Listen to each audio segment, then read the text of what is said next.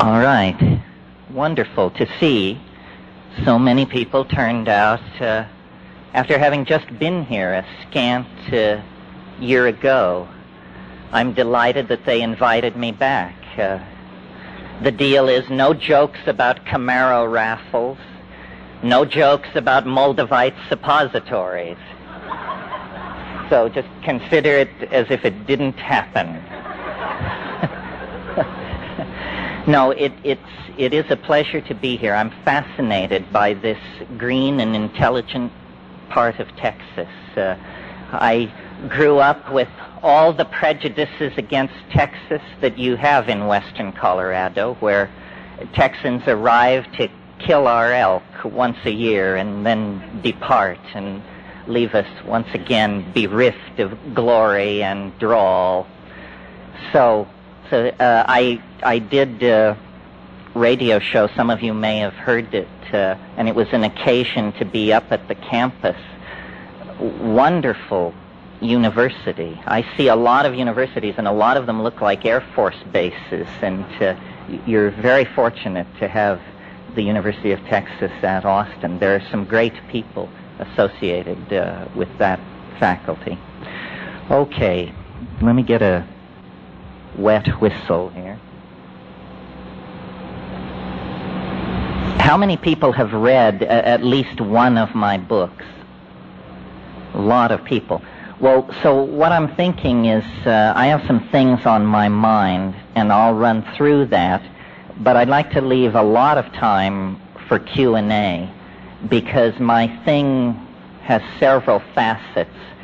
And maybe you're interested in Salvia Divinorum and I'm raving on about modeling and animation, or maybe you're interested in the end of history and I can't shut up about serotonin metabolism.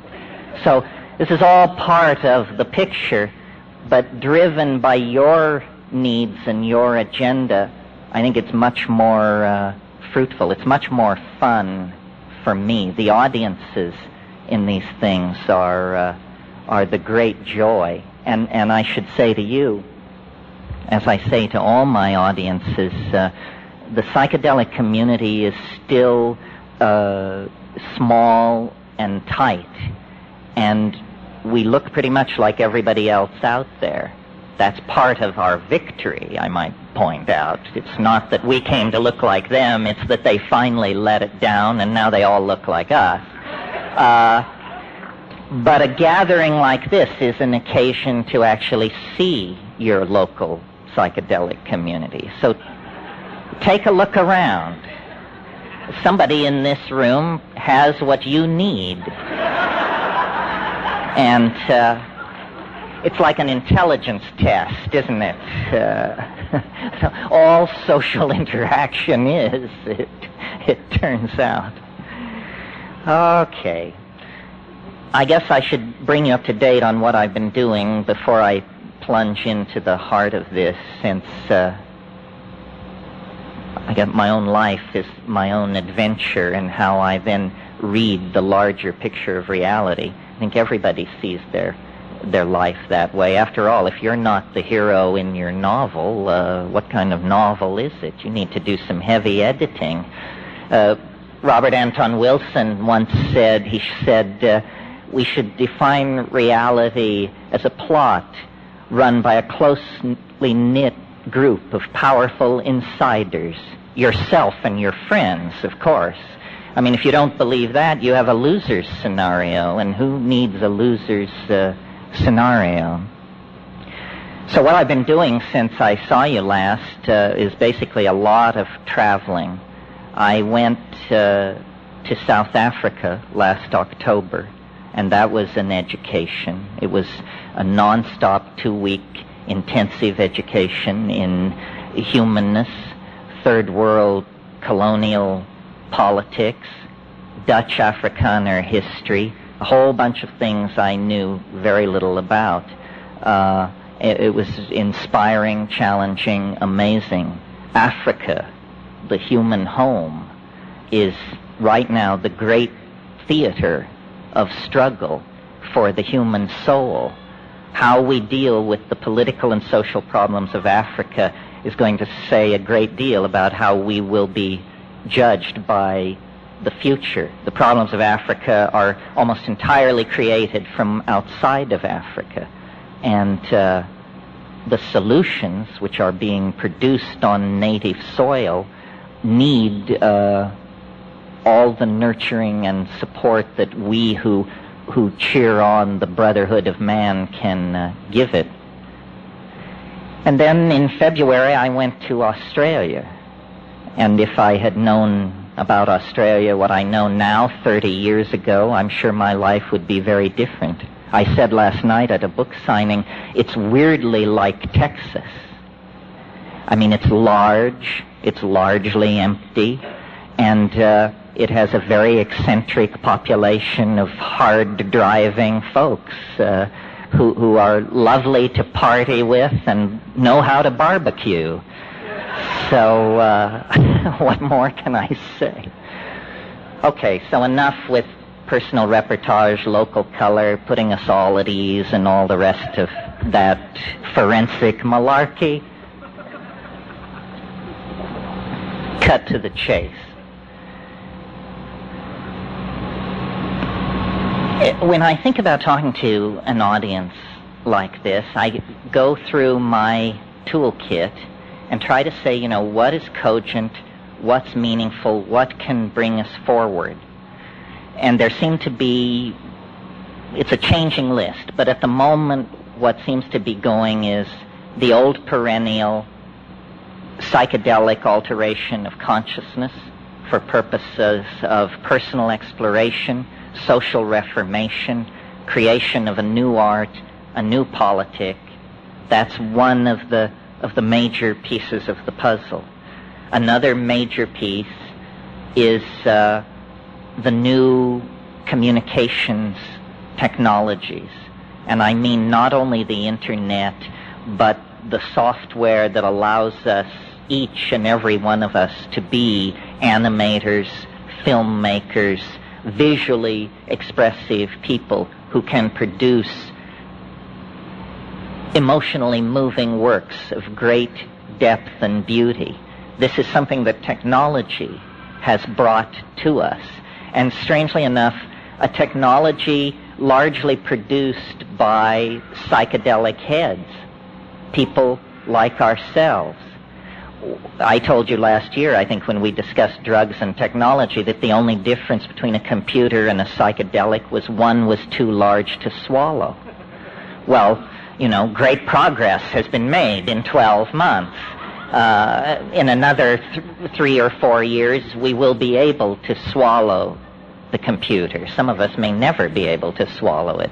The third piece of the puzzle, which is sort of mine alone to play with, since no one else wants to be this publicly crazy, is the whole business of novelty theory, the approach of a singularity in time that is sculpting the human and natural world, and that is so large an object in the intuitive sphere of human beings that it almost has religious overtones.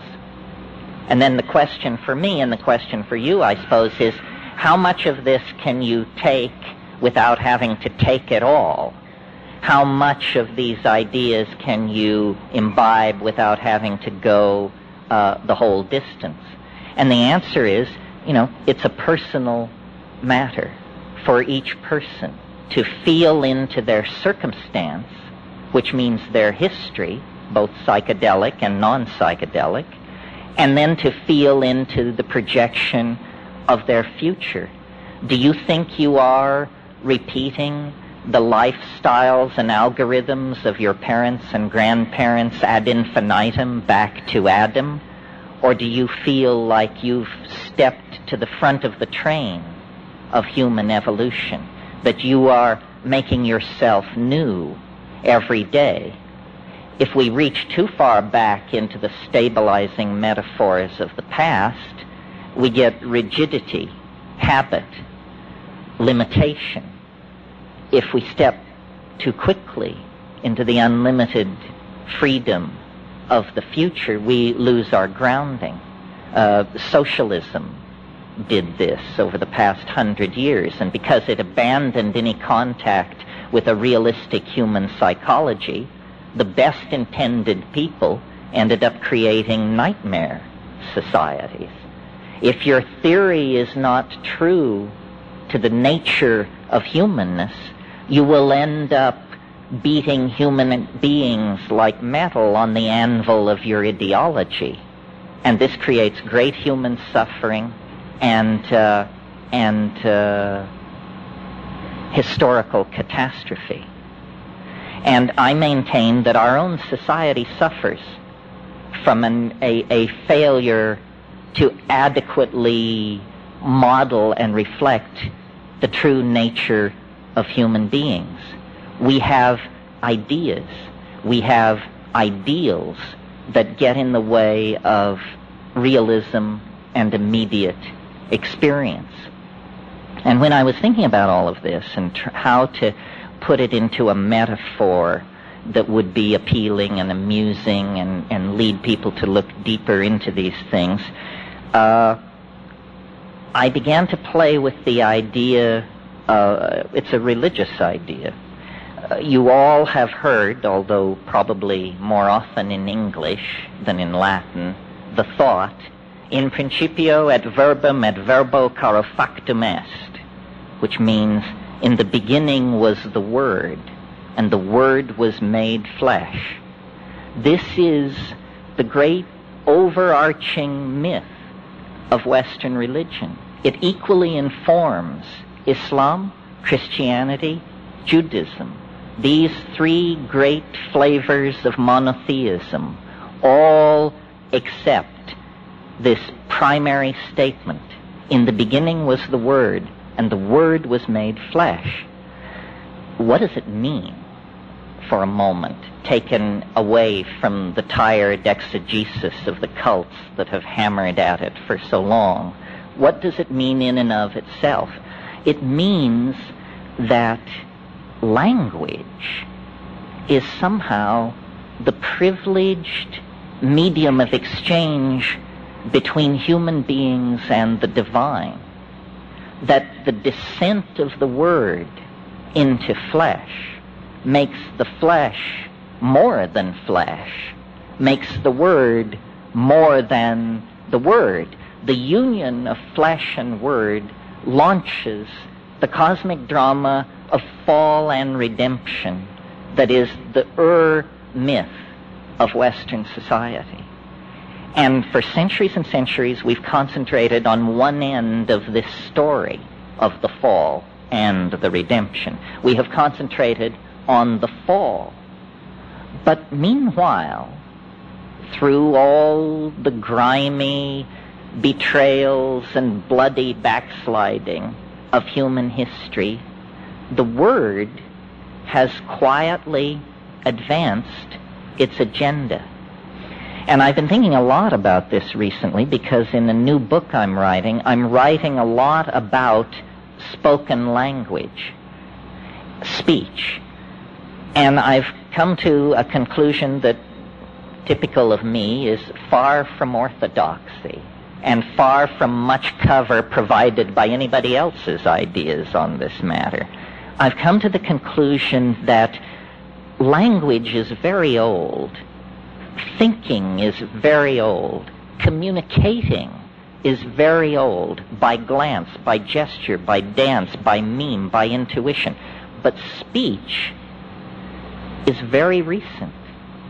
It's a technological innovation as fresh as the Pentium chip or the spinning wheel. It's something someone invented somewhere. It's the most successful technological leap forward ever made. It's the discovery of symbolic signification, that a noise meaning nothing can by convention be given a meaning, and that meaning will then attend that utterance wherever it occurs in the presence of those who have joined in the agreement that attaches the symbol to the meaningless utterance. It's a coding breakthrough. Somebody hacked this about 35,000 years ago, and immediately, as forms of media have a way of doing, it swamped the previous methods of communication because, A, it worked in the dark.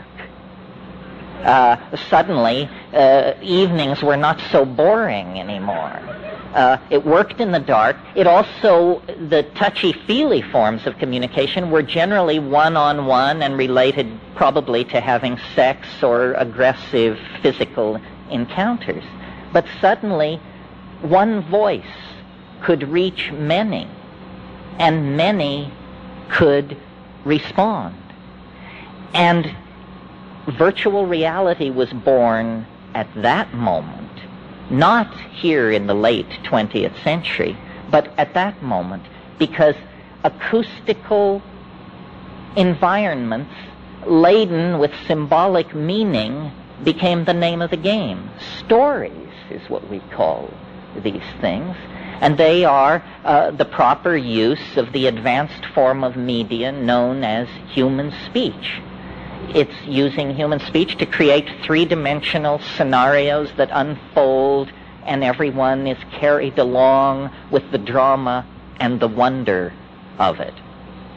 From that beginning, and in a series of successively accelerating leaps, the word has made its way into the world. It's interesting that straight linguists and paleolinguists believe human language is no more than 35,000 years old. Imagine that. We possess Homo sapiens sapiens skeletons 110,000 years old. People like the person who rode with you on the bus yesterday.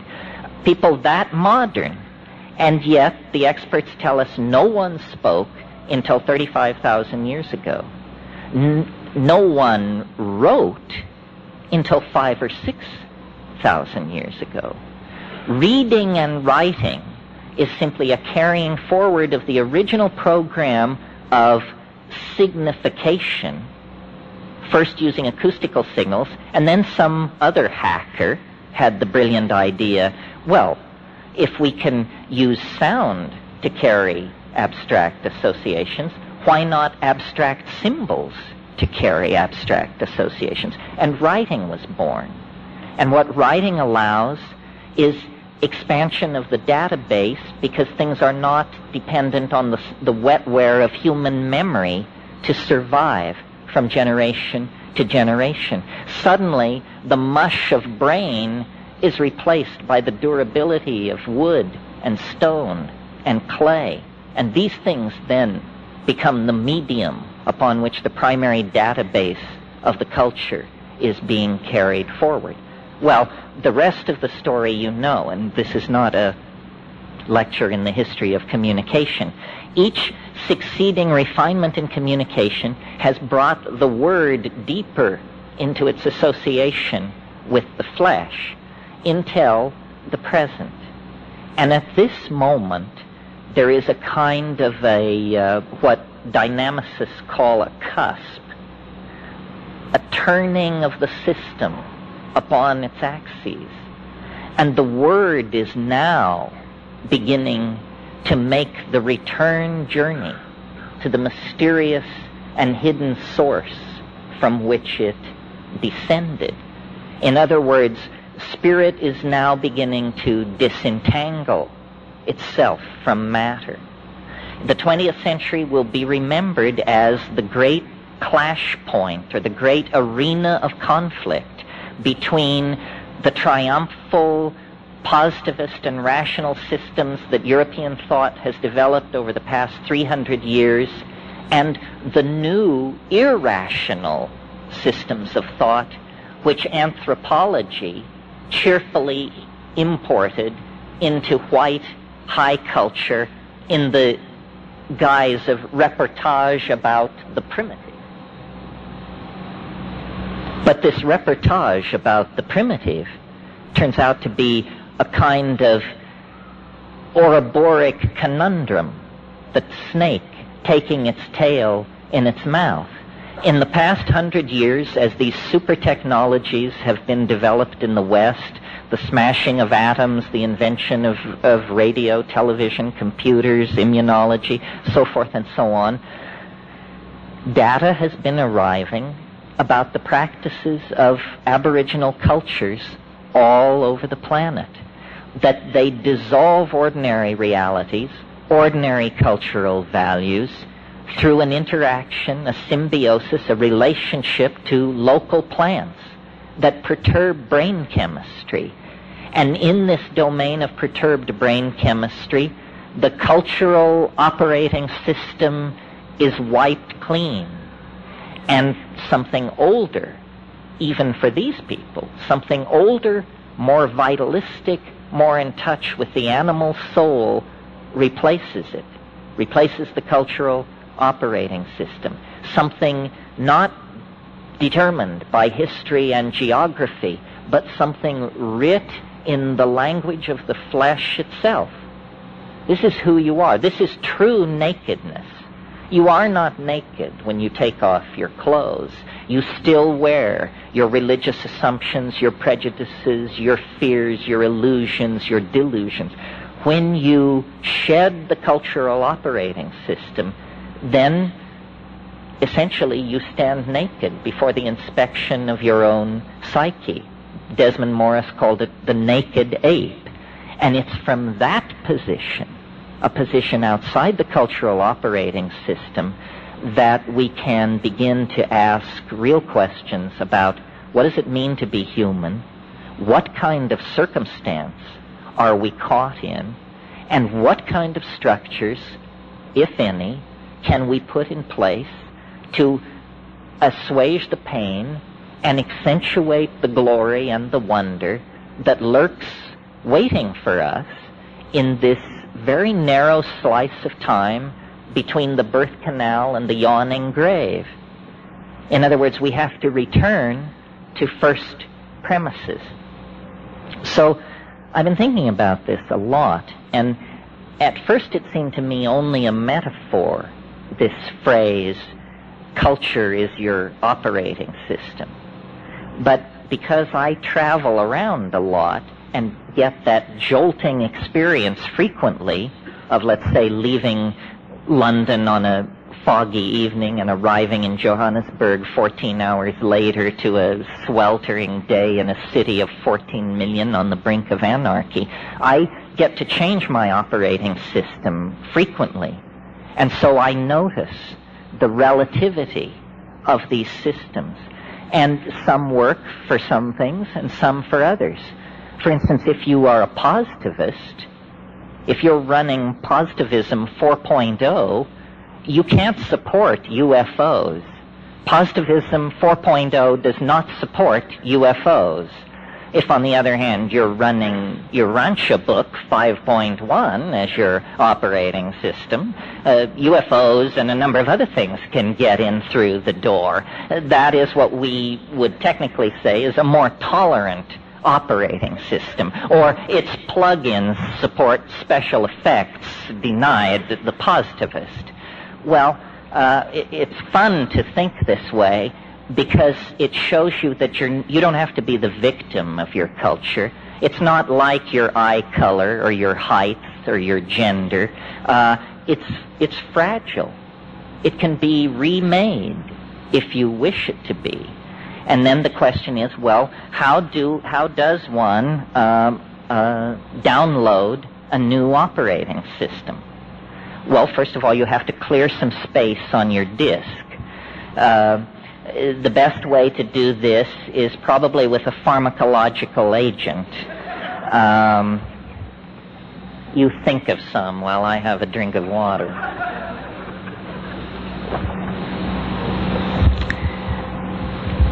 Psilocybin is an excellent disk cleaner.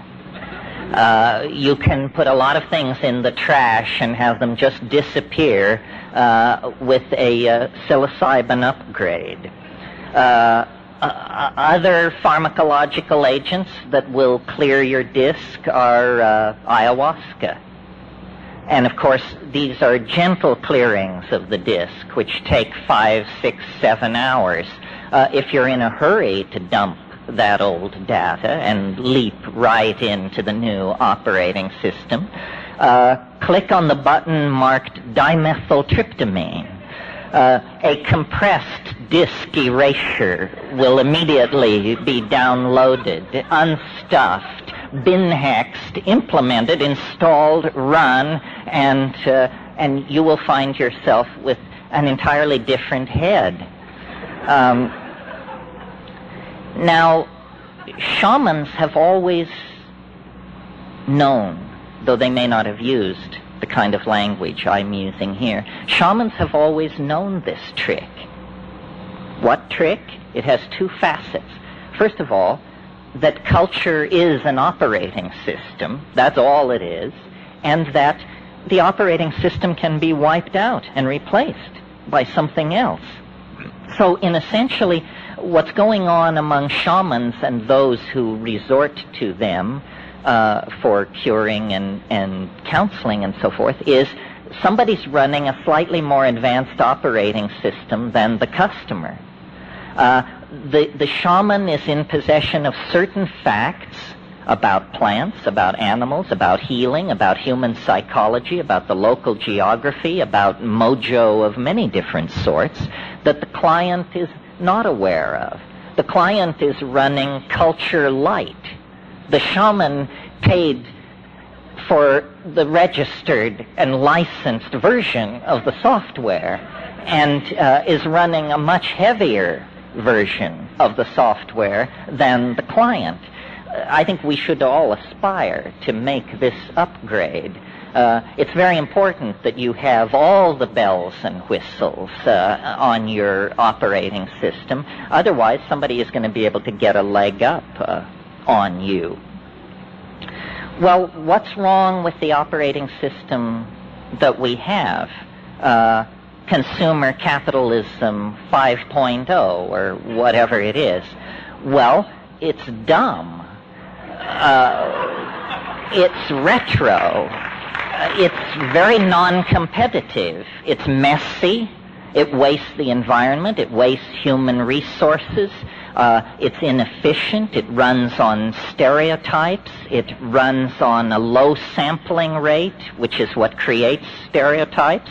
Low sample rates make everybody appear alike, when in fact the glory is in everyone's differences. And the current operating system is flawed. It actually has bugs in it that generate contradictions. Contradictions such as we're cutting the earth from beneath our own feet. We're poisoning the atmosphere that we breathe. This is not intelligent behavior. This is a culture with a bug in its operating system that's making it produce erratic, dysfunctional, malfunctional behavior. Time to call a tech. And who are the techs? The shamans are the techs. Well, so I think you get the idea. Very important to upgrade your operating system by dumping obsolete cultural subroutines. They are simply taking up disk space. They are not advancing you in any way whatsoever. Now, a very large group of people who followed this advice and rebuilt their operating systems in the 1960s went on then to build this most amazing of all cultural artifacts, the Internet. The Internet is light at the end of the tunnel. I don't care if it's being used to peddle pornography. I don't care if it's being trivialized in 1,000 ways. Anything can be trivialized. The important point is that it is leveling the playing field of global society. It is creating de facto an entirely new set of political realities. None of the constipated oligarchic structures that are resisting this were ever asked Their greed betrayed them into investing in this in the first place without ever fully grasping what the implications of it were for their larger agenda. The internet basically means you can now be as free as you are motivated to be, as free as you dare to be. Tim Leary, years ago, it was something he used to say that never got quoted as much as turn on, tune in, drop out. But it seemed to me it was maybe better advice. And he used to say, find the others. Find the others.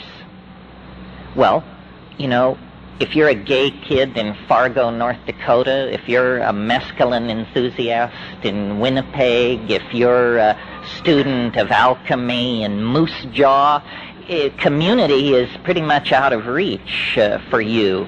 Or it was until the coming of the internet. And the internet introduces everybody, no matter how weird, no matter how marginalized, no matter how peculiar, to the fact that there are others like you. There are others like you. Find the others. Make common cause. Realize that it's the deals you cut and the friends you make that determine where you're going to be standing when the flash hits. I mean, that's just obvious. And you see, the cultural game is a game of uniformitarianism. Cultural myths are that we are all alike. We Americans, each created equal. I mean, if you can believe that at an operational level, then I have some bridges I would like to sell you. It's a necessary truth to do political business, but it is not the truth. The truth is that you are not created equal with yourself from day to day. Leave alone any comparison with anybody else. You are not the person you were yesterday, nor the person you will be next week. What does an observation like that, what shadow does it cast in a world of all people are created equal? These are clashes of operating systems.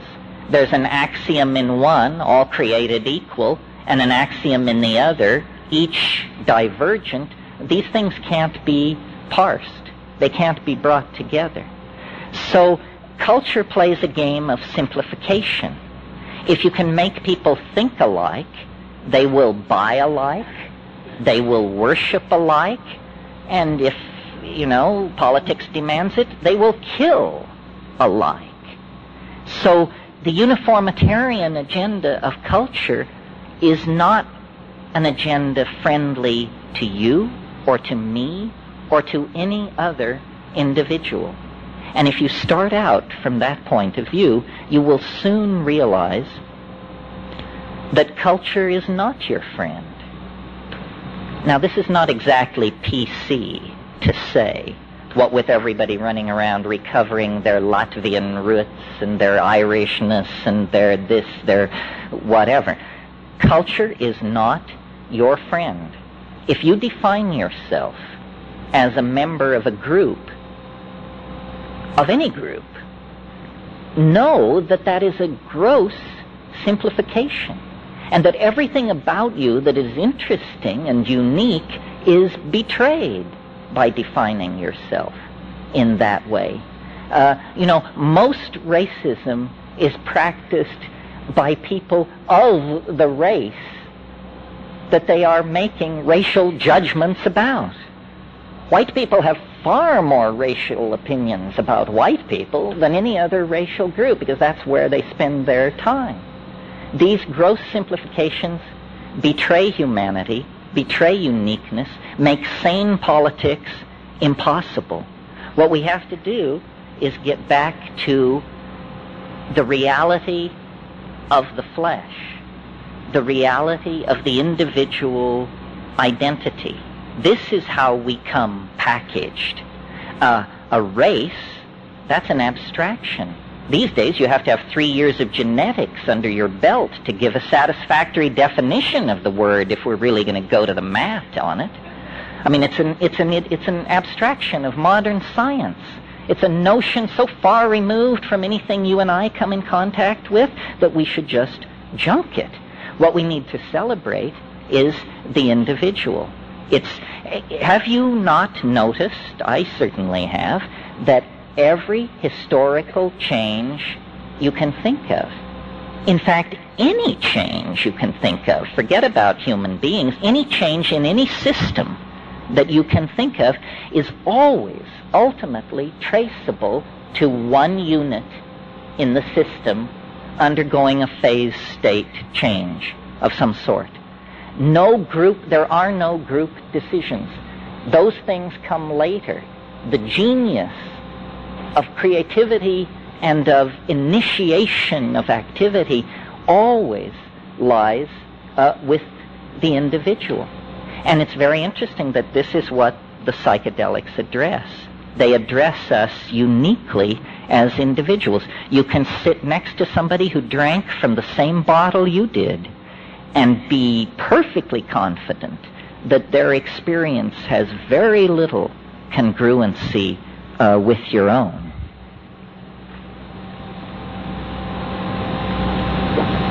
Well, so then if we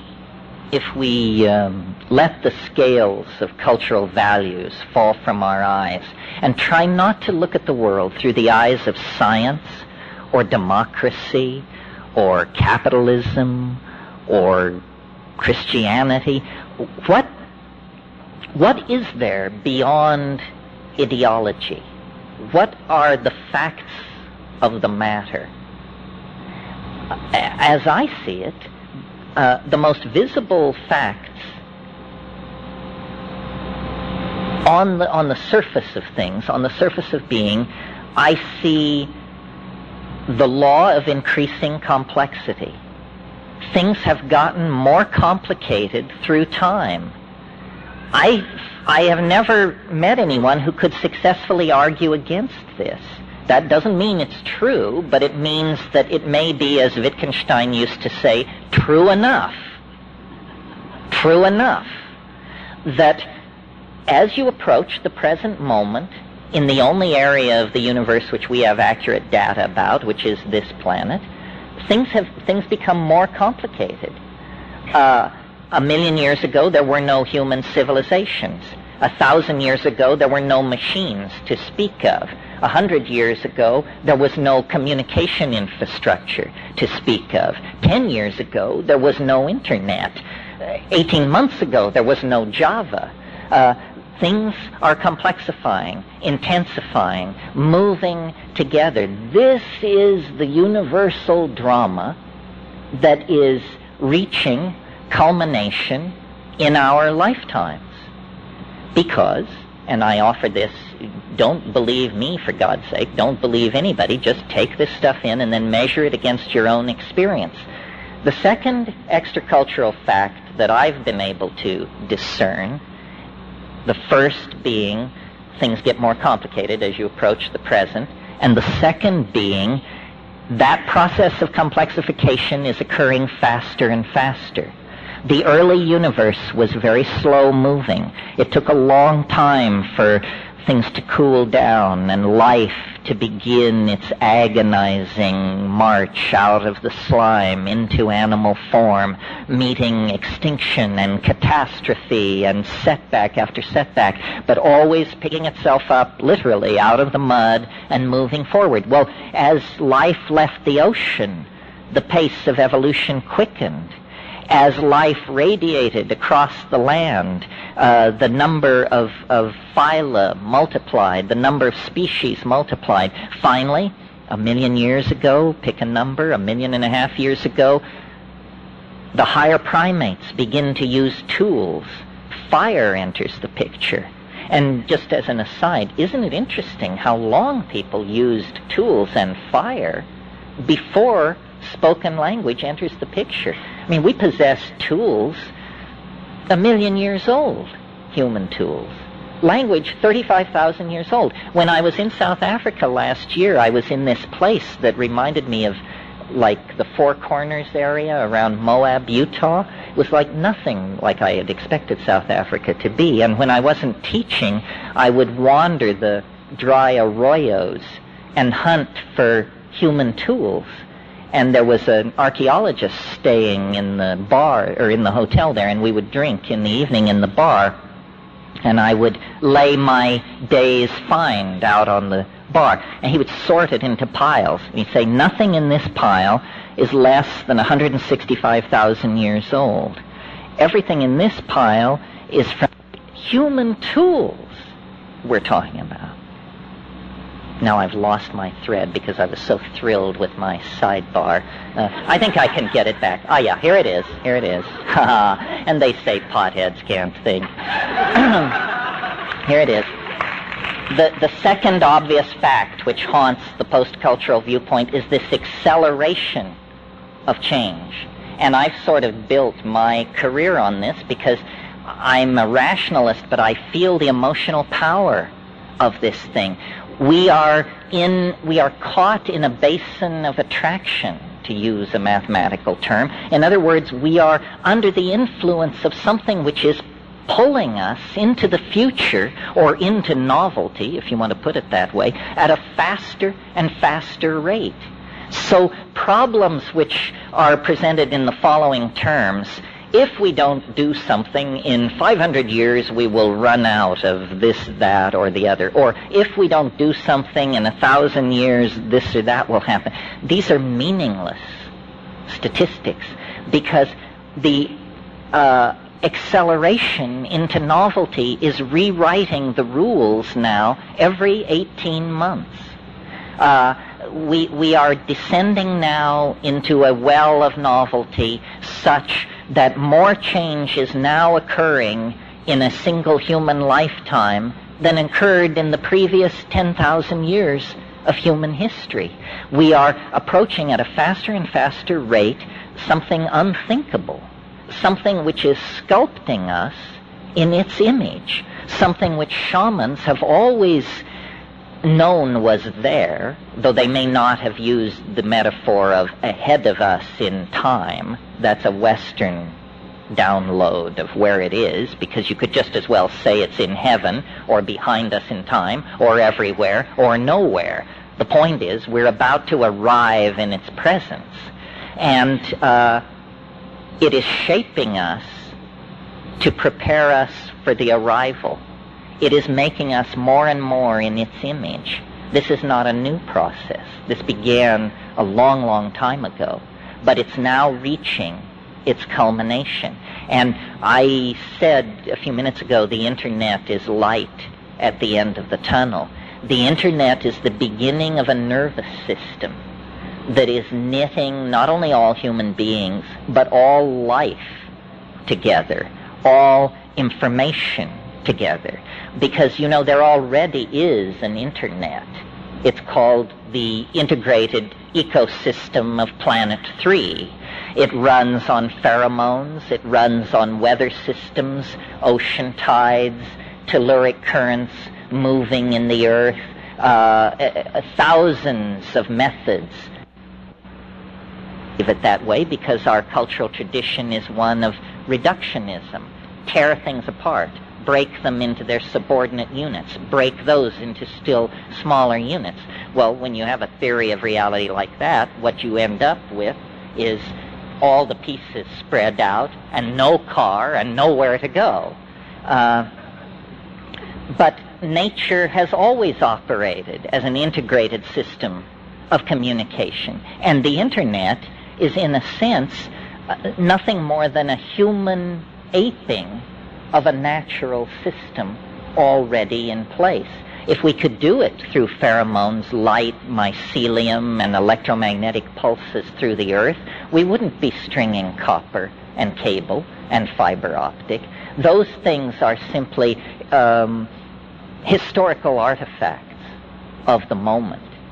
What lies ahead on the Internet, what lies ahead, I think, for us, and this is the last point I really want to make, and then we can talk about all this, is, you know, I have been a true resistor of the alien penetration of human civilization because I just saw no evidence for it. But the chant that they are coming has now grown so loud that I feel like one sort of has to ask oneself, well, short of just 100% skepticism, what the hell is going on with this alien hype? And I think that the problem is one of modeling and intelligence. There is an alien.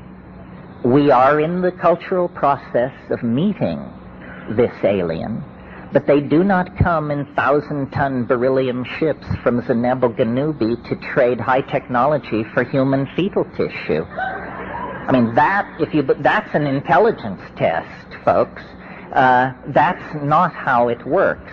Our own hysteria makes it very difficult for us to deal with the presence of the alien, and the alien knows that. That's why it has disguised itself as a psychedelic experience, I think. Where, you know how in all those 50s B science fiction movies there was always this theme of the landing area?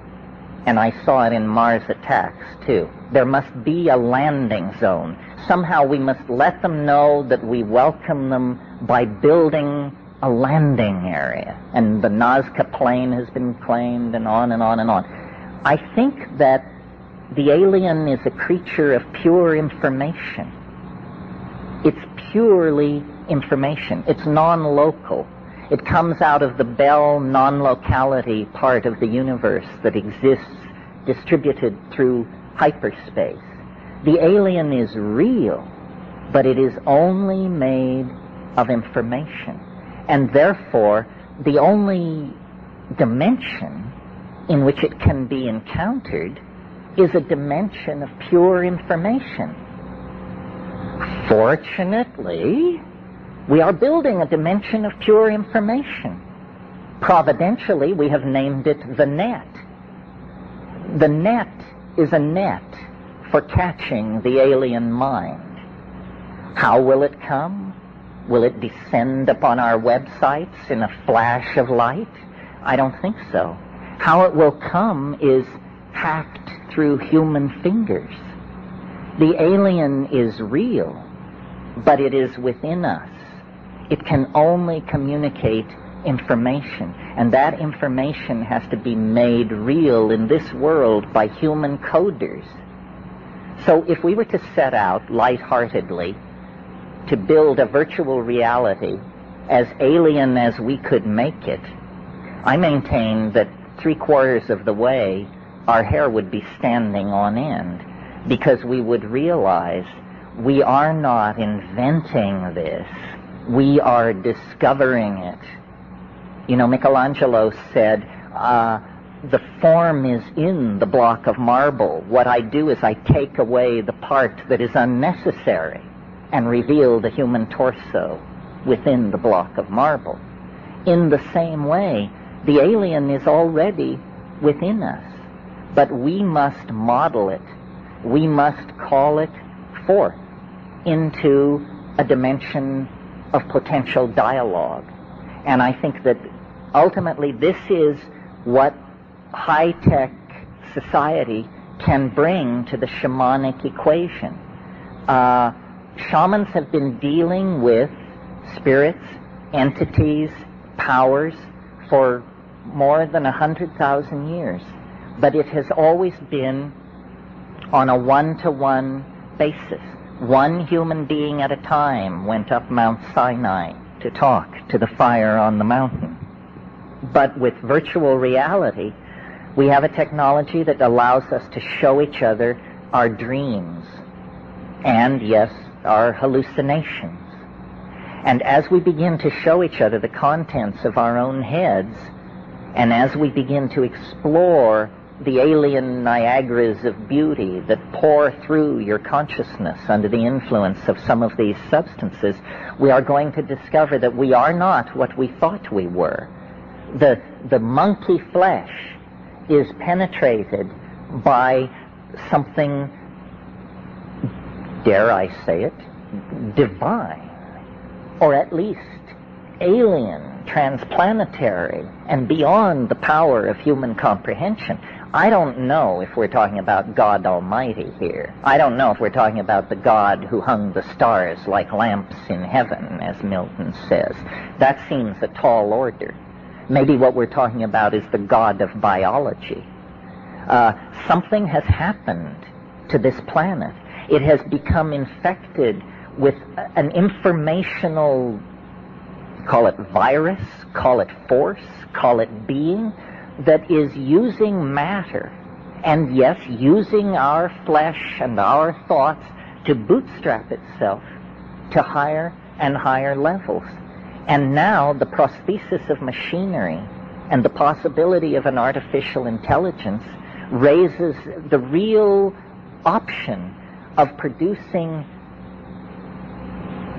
of actually midwifing the birth of an entirely new, not species, but order of biological and intelligence in existence. The human-machine symbiote is upon us. I mean, it's been with us for a while, since the first wheel was carved, since the first stick was sharpened, but that was all very simple stuff. Now it's clear that we are in partnership with an other mind which comes to us through our machineries and through the biosphere. Wherever we press beyond the thin curtain of rationalist culture, we discover the incredibly rich, erotic, scary, promising presence of this intelligent other, which beckons us out of history and says, you know, the galaxy lies waiting. A galaxy of galaxies lie waiting. Lose the encumbrances of three-dimensional space. Return with the word to its higher and hidden source. And at that point, you will discover the alchemical paraclete will be given unto you. The alchemical dispensation will be given. And as James Joyce said, man will be dirigible. What did he mean? He meant that we will lose the limitations of physical and three-dimensional space, that we are destined to become mental creatures. People say, well, isn't this a terrible thing? What about this, that, and the other? All the things you're worrying about, we turned our back on 25,000 years ago. We have been marching through this virtual reality of our own creation for the entire duration of what is called human history. Now, is there a political implication to all of this? I think the political implication is, a personal one. We all must try to understand what is happening. We need to try to understand what is happening. And in my humble opinion, ideology is only going to get in your way. Nobody understands what is happening. Not Buddhists, not Christians, not government scientists, not, no one understands what is happening. So forget ideologies. They betray, they limit, they lead astray. Just deal with the raw data and trust yourself. Nobody is smarter than you are. And what if they are? What good is their understanding doing you? People who walk around saying, well, I don't understand quantum physics, but somewhere somebody understands it. That's not a very helpful attitude toward preserving the insights of quantum physics. Inform yourself. What does inform yourself mean? It means A, transcend and mistrust ideology. Go for direct experience. What do you think when you face the waterfall? What do you think when you have sex? What do you think when you take psilocybin? Everything else is unconfirmable rumor, useless, probably lies. So liberate yourself from the illusion of culture. Take responsibility for what you think and what you do. And then the other political implication toward community is a lot of people are going to be very anxious because change raises anxiety in people. And people who have limited opportunities to educate themselves because of culturally inflicted abuse are scared because they can sense that everything familiar is giving way, but they don't want to embrace the unimaginable. These people need to be reassured. They need to be reassured by example and by hearing optimistic and reasonable rhetoric about the future. Selling the future as an 8-alarm fire, which is how the media does it, only makes a sane future impossible. So we need a responsible approach to thinking about the future. And it means taking personal responsibility for your drug taking, for the ideas, the memes that you push into society, and for the images that we share among ourselves. You know, one of the great truisms of the New Age is that images can heal. But I've never heard anybody discuss the obvious contra-implication, which is images can make you sick, and you are constantly bombarded with images which disempower, divide, confuse, and make crazy, basically. So I think the reason psychedelics are such political dynamite in any culture is because they dissolve cultural assumptions. The scales fall from people's eyes, and they say, does this make sense? Does my job make sense? Does my relationship make sense to my significant other, to my government, to my children, to my environment? Do these relationships make sense? And of course, if the answer for most people in high-tech society is no. We've been compromised, we've been deluded, we've been sold a massive pottage. The way out, then, is personal responsibility, new operating systems downloaded from outside of culture, which means from the deeper wisdom of the psychedelic plants, and then a commitment to community and a motto of to the future without fear. Without fear. Thank you very much.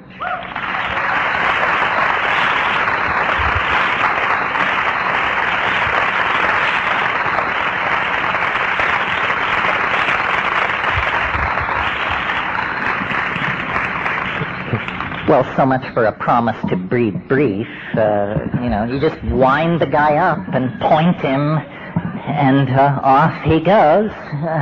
The robot who preaches freedom. Questions, challenge, anything, anybody? Yeah, you. Well, yeah, it's a tricky question because what's being maximized as things come together is novelty. And so then we have to have a discussion about what is novelty. To my mind, an explosion takes a complicated situation and reduces, or as mathematicians would say, flattens its dimensionality. An art gallery or a beautiful home is far more interesting before an explosion than after. So I don't see how some kind of catastrophe would entirely fulfill the bill. On the other hand, a partial catastrophe of some sort, because I believe primates are at their best when cornered. And we aren't cornered yet. I mean, we talk about how we're cornered. People say this is the end of the world. This ain't the end of the world. This is the long garden party before the end of the world, with strolling musicians and superbly catered food and women in diaphanous gowns and high-toned conversation. Wait till you see the end of the world. It isn't about deciding to come up to Austin to attend the Whole Life Expo, let me tell you. So, yes. Yes, I should repeat questions. Different part of the room. Back here. White shirt. You, sir. This guy, yeah. I lost your use of language. I get the impression that you feel that language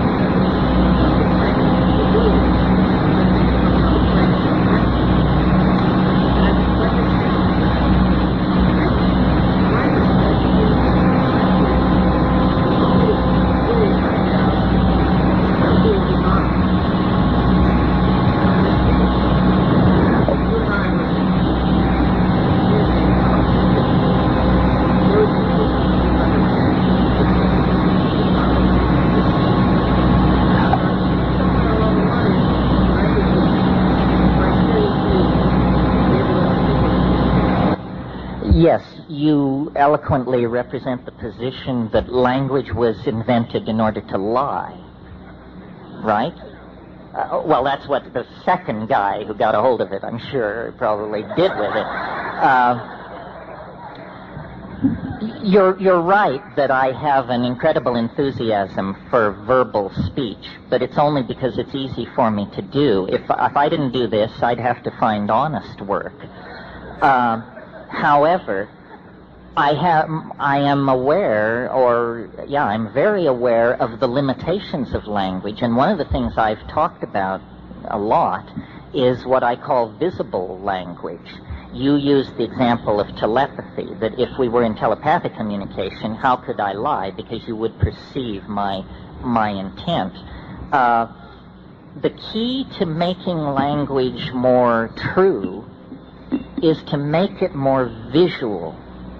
Now, that can't just take the form of a bigger vocabulary and more colorful metaphors. Like people will say, when he spoke, he painted a picture. Or listening to him was like watching a movie. I think ordinary speech goes through a series of stages, from articulate to eloquent to poetic to demagogic. And demagogic is where you want to be careful, because then you can turn, essentially Hitler turned history on its head with speeches. He just could really deliver a stem winder. I've been fascinated by the fact that in the Amazon, under the influence of ayahuasca, people sing songs, but they see the song they sing. And when you hear people talking about it afterwards, people will say, after listening to a song, I love the part with the olive drab and the chrome, but I thought when he got into the magenta and yellow stripe thing, it was just too much. Well, this is a critique of a song? And then when you take ayahuasca with these people, you discover to your amazement that is a blue ribbon a foot across that descends from floor to ceiling and has a yellow center, and then puts knobs in the ribbon, and you can start singing and building, modeling, animating in 3 dimensions with sound. Well, I maintain that our insistence technologically on pushing our media toward ever more immediate sensations, so that if we have photography, it's black and white, we demand color. If it's color, we demand motion. If it's motion, we demand sound. If it's sound and motion, we want 3D. It's that we trust our eyes. And the natural domain of communication is visual for human beings. We're like octopi in that way. So really, language needs to evolve toward the visual, and that's why I'm very keen for technically dense prosthetic environments where every time you say the word "and," a yellow 3-dimensional triangle appears in the air. Every time you say "or," an orange ball appears. A computer is listening to what you're saying and giving a geometric accompaniment to speech. I think that there are forms of telepathy that we can evolve through the use of drugs and computer-assisted technologies that will allow us to see each other's dreams. In spite of your correct assessment that I'm keen for the spoken word, I spend all summer learning modeling and three-dimensional animation programs from my son because I want to animate. I want to model. I see things on my trips that I have never been able to English, but that if I were a fully competent modeler and animator, I would just say, check it out. And I'm going to do that, and I urge you to do that. I mean, it's a funny thing to be told you want to spiritually advance, study 3D animation, but these are the frontiers of communication. We have an obligation to make our language more immediate. It is the most godlike thing we do. If you're looking for the thumbprint of Almighty God on the biological organization of this planet, it is human language. It is a miracle. I don't give a hoot what the dolphins and the honeybees are out there in the woods doing. It ain't like Milton. It ain't even like Bob Dylan. It ain't even as good as this, I'm willing to say. No, human communication is what we are, and it will lead us to be a symbiotic species if we put the pedal to the metal. For people like yourselves, who I assume to be, no matter how you finagled your way in here this afternoon, part of the upper 3% of the ruling elite on this planet, there is a real obligation to use privilege to communicate and to make art. I think this is what, if the good life has any purpose other than to drink beer and watch TV, it's to produce art. This is how you make a payback into the community. And art is ambiguous. Your art may say things to people other than yourself that it would never say to you. But that's how we make the community richer. That's how we enlarge the dimensions of the human soul, by making art. Yeah.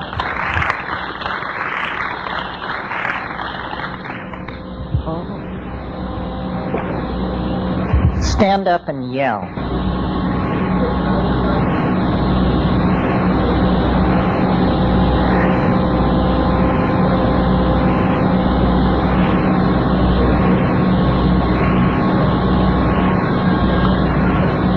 Louder.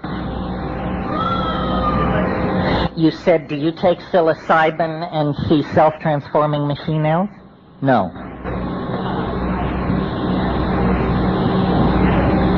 Yeah?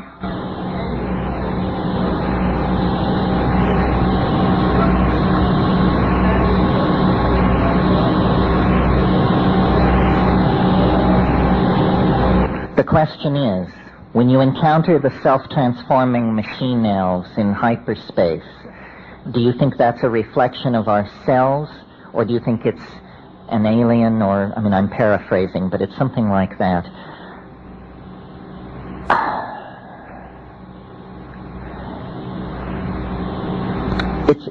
It's tricky, because we are not what we think we are.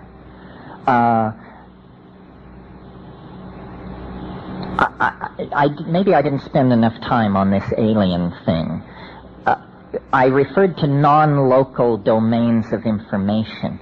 This has to do with this idea in quantum physics that there is something called Bell non-locality, that all particles that were ever associated remain associated in some mysterious way, no matter how far apart in time and space they have drifted. Well, according to the Big Bang, all particles were once closely associated. At the moment of the Big Bang, everything was in a space less than the diameter of the proton, or some piddling distance like that. So then this was an idea that was just thought so outlandish that there could be this instantaneous dimension of connectivity that it was dismissed from quantum physics in favor of an acceptance of a somewhat less outlandish but equally challenging notion, which was the Heisenberg uncertainty principle. And that's how it was left for about 40 years.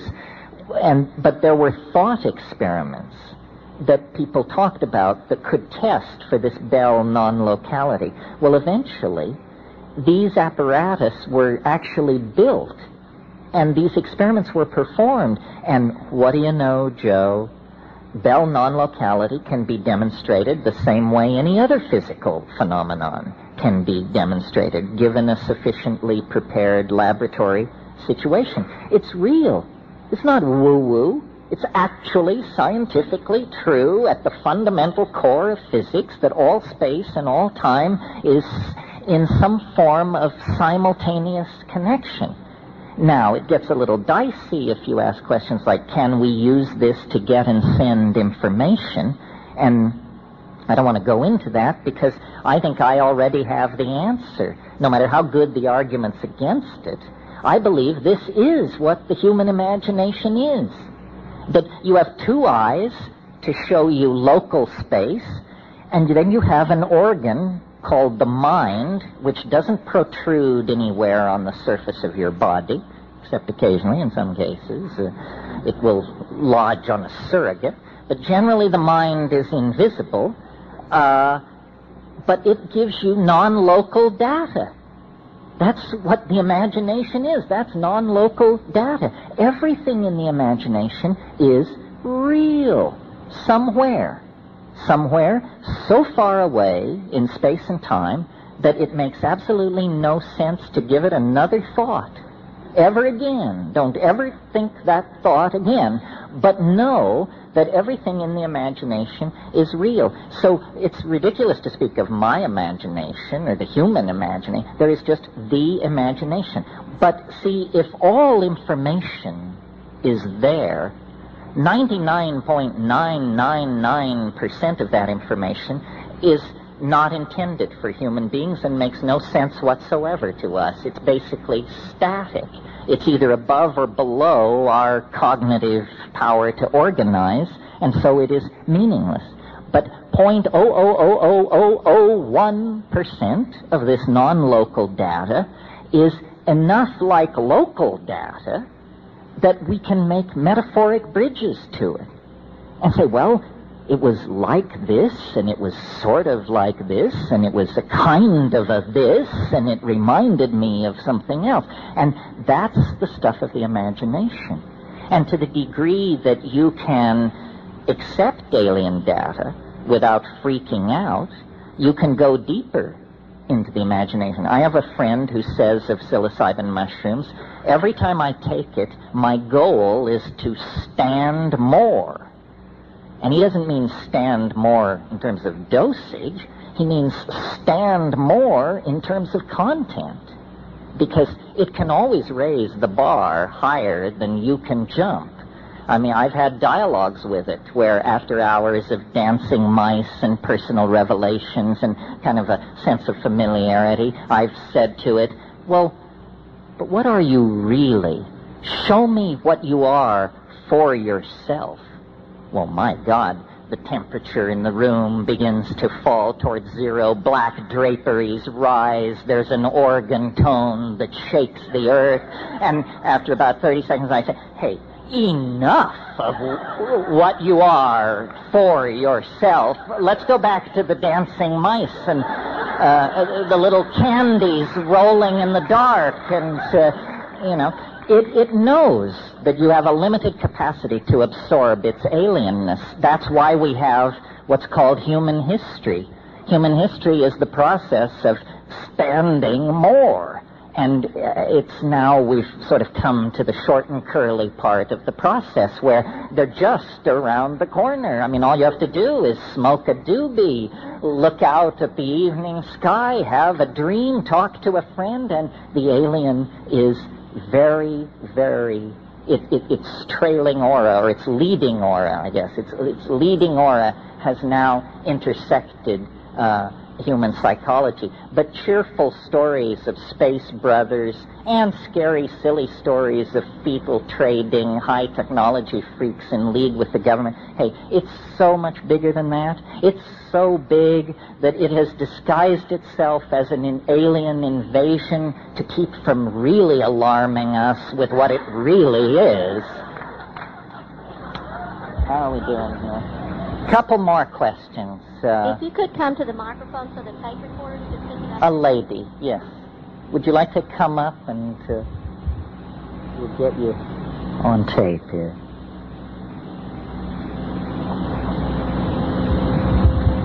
I was just wondering what you thought about the possibility of, as we become more aware of what we're doing to the environment and the responsibility of those industrialized nations that are consuming more than their share, that if we could get on an equal playing field, then those underdeveloped countries that have a great deal of the resources that they're using up to basically pay their national debts, if they could receive technology so that they can be on an equal playing field on the internet, etc., in exchange for our consumption, that it might be an interesting evolution in terms of...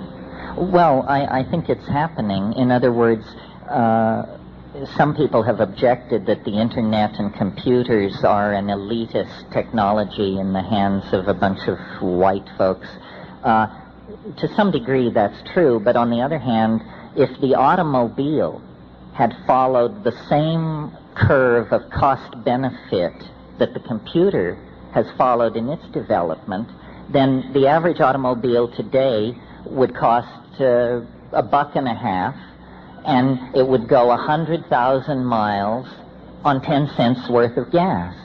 That's the kind of bang for your buck you're getting from the modern PC compared to where it was 35 years ago. No technology in history has had its costs fall so quickly, and there is no reason to think that those costs will level off.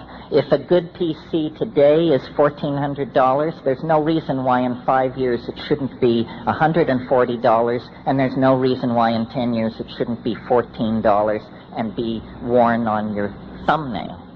This can all be done. All these prices are artificially inflated. The other thing about the internet is it is going wireless. And as it goes wireless, it goes totally global. If I can just brag for a minute and make an example of myself, I have a wireless connection to the internet. At first I got a wireless connection because I couldn't get any other kind because I lived way up on a volcano. But now my wireless connection is 1 megabyte. That's 45 times faster than 28.8. The poor people down on copper, they can't do better than 56 because the infrastructure already exists and therefore limits the bandwidth. By going outside the infrastructure, this sounds like a reprise of my talk, by going outside the infrastructure and building alone from ground up, I suddenly find myself looking down the gun barrel of a T1 connection, and it is heaven itself, let me tell you. And the people who sold it to me, and there must be dozens of other companies, are bent on conquering the world, meaning putting everybody who wants to be online for pennies in the next 5 to 6 years. And, you know, if you live in Manhattan or even Austin, what is the internet? It's another diversion, it's another piece of entertainment. But what is it like in Somalia, in Seychelles, in Bangalore? What kind of impact does it have there? It is, you talk about a culture-dissolving effect based on psychedelics. How about a culture-dissolving effect based on access to the internet? And people say, well, Western values will swamp all others. Certainly, to some degree, that is true. But did that just begin yesterday? Isn't that what the bloody business has been about for 500 miserable years, ever since the barbarian Cortez arrived in Mexico? I think so. Well, don't get me off on that. One last question. Who's just burning? Anybody burning? There's somebody burning.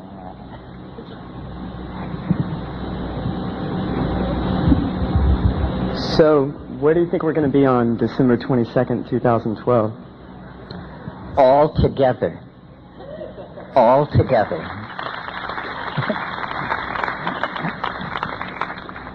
It's a nice answer. Here's another one. Why have only one answer? It's too early to tell. In other words, asking that question in 1997 is like asking a man looking east at 1 a.m. what he thinks the sunrise will be like. It's just too early. the sun lies over the event horizon of the planet. In other words, we can't see around the corner yet. In terms of our analogous cultural development, right now we've reached approximately the year 1000 AD. And between now and 2012, at an incredibly accelerated rate, we have to do a number of things. Discover the new world, invent the calculus, have the Renaissance, then have the Reformation, then have the Industrial Reformation, then have the 20th century. All that has to be squeezed into the next 14 years. The real outlines of what is tearing toward us will probably be the province of squirrels and visionaries like myself until around 2004 and 5. And by that time, it will be clear to everyone what is on the end of every fork, as William Burroughs once said. In other words, it will be clear that history has been canceled. It will be clear that there is no human future except through hyperspatial breakthrough. We will all be walking around on an internet that is 90% VRML based and hence three-dimensional and interactive. And nanotechnology will be beginning to deliver its goods to society. New forms of propulsion system are going to move the outer planets to within a few weeks' travel, so forth and so on. So we cannot at this moment know the true nature of the eschaton, because at this moment, if we knew the true nature of the eschaton, it would shatter our cultural assumptions and our individual understanding completely. We have a lot of heavy lifting to do. There's a lot of self-education, hard tripping, and heroic dosing that needs to be done before we can meet the eschaton on a level playing field. Be there or be square. Thank you.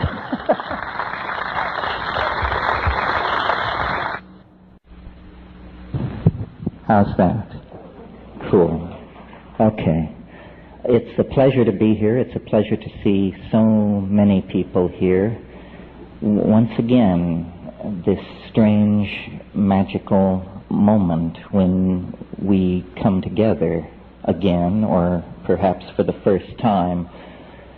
You having come from wherever you came from, me having come from the slopes of the world's largest active volcano, actually, but via Manhattan and Austin last weekend.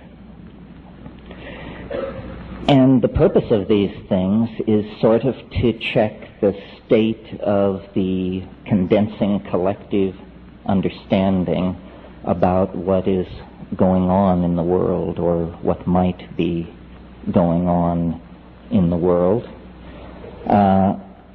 This, it seems to me, is the subject worth talking about. What is going on? How can you find out what is going on? How do you know when you've found out what's going on? Can one know what is going on? And my involvement with this is no different from your own. A sincere desire to untangle these questions before the yawning grave closes over the enterprise and the entire thing becomes moot.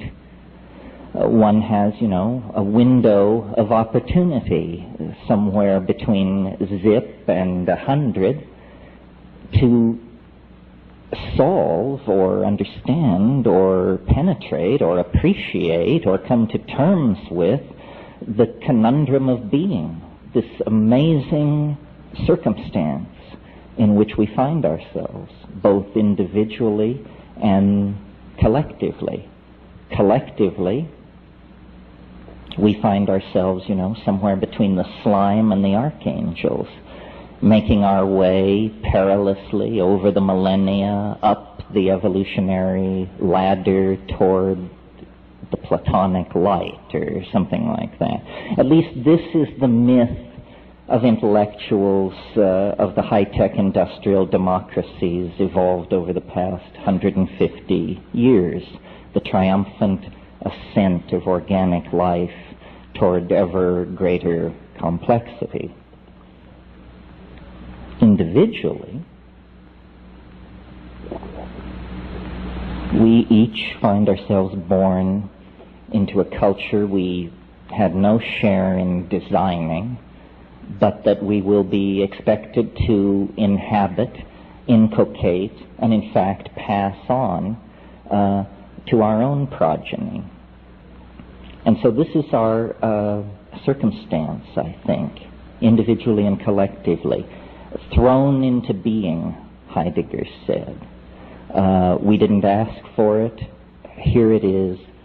What are we to make of it?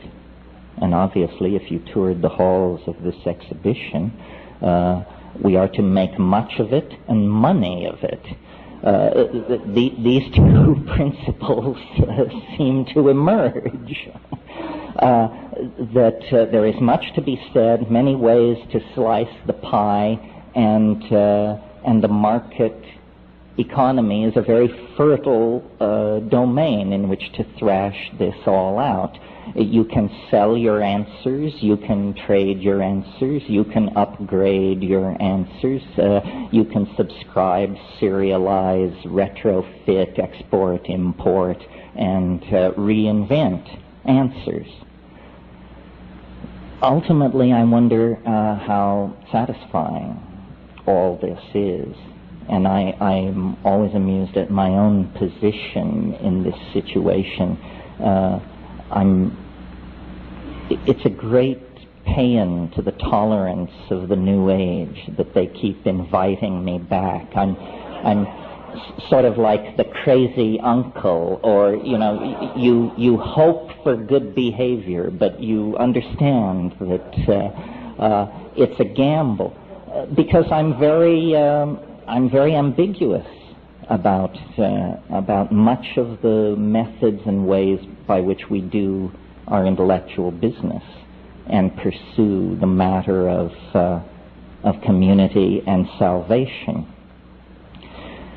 The intellectual tension that seems to work its way through this society almost like fat through meat is the tension between scientific reductionism and the deeply felt intuition of most people that there is a spiritual dimension, or a hidden dimension, or a transcendental dimension. And of course, downloaded into language, it becomes easily ridiculed. And downloaded into tasteless language, it should be ridiculed. But so when we try to formulate our spiritual intuitions, they are inevitably, I think, tainted by what we bring to it. And I was struck as I moved through the hall.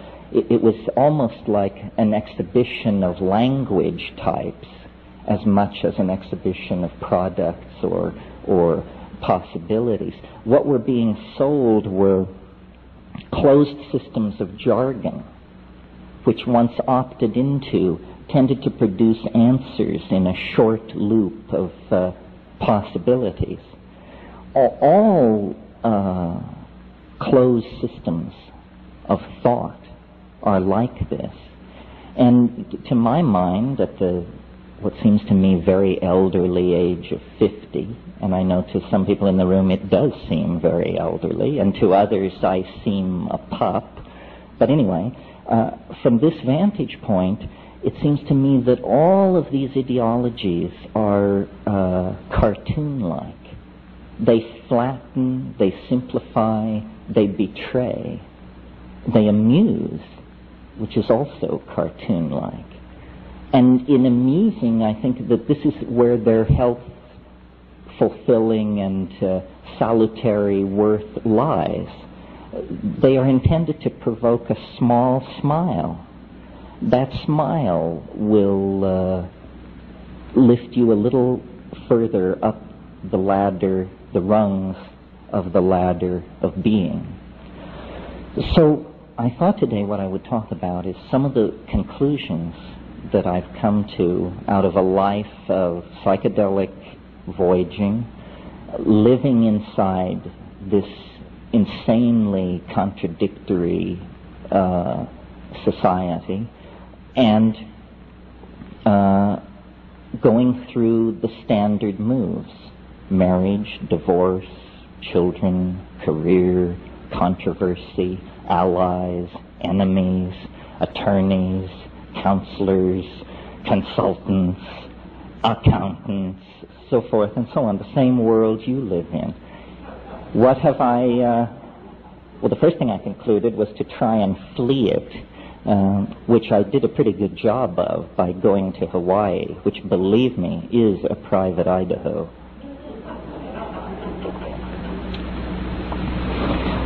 But the conclusions that I've reached are not politically correct anywhere.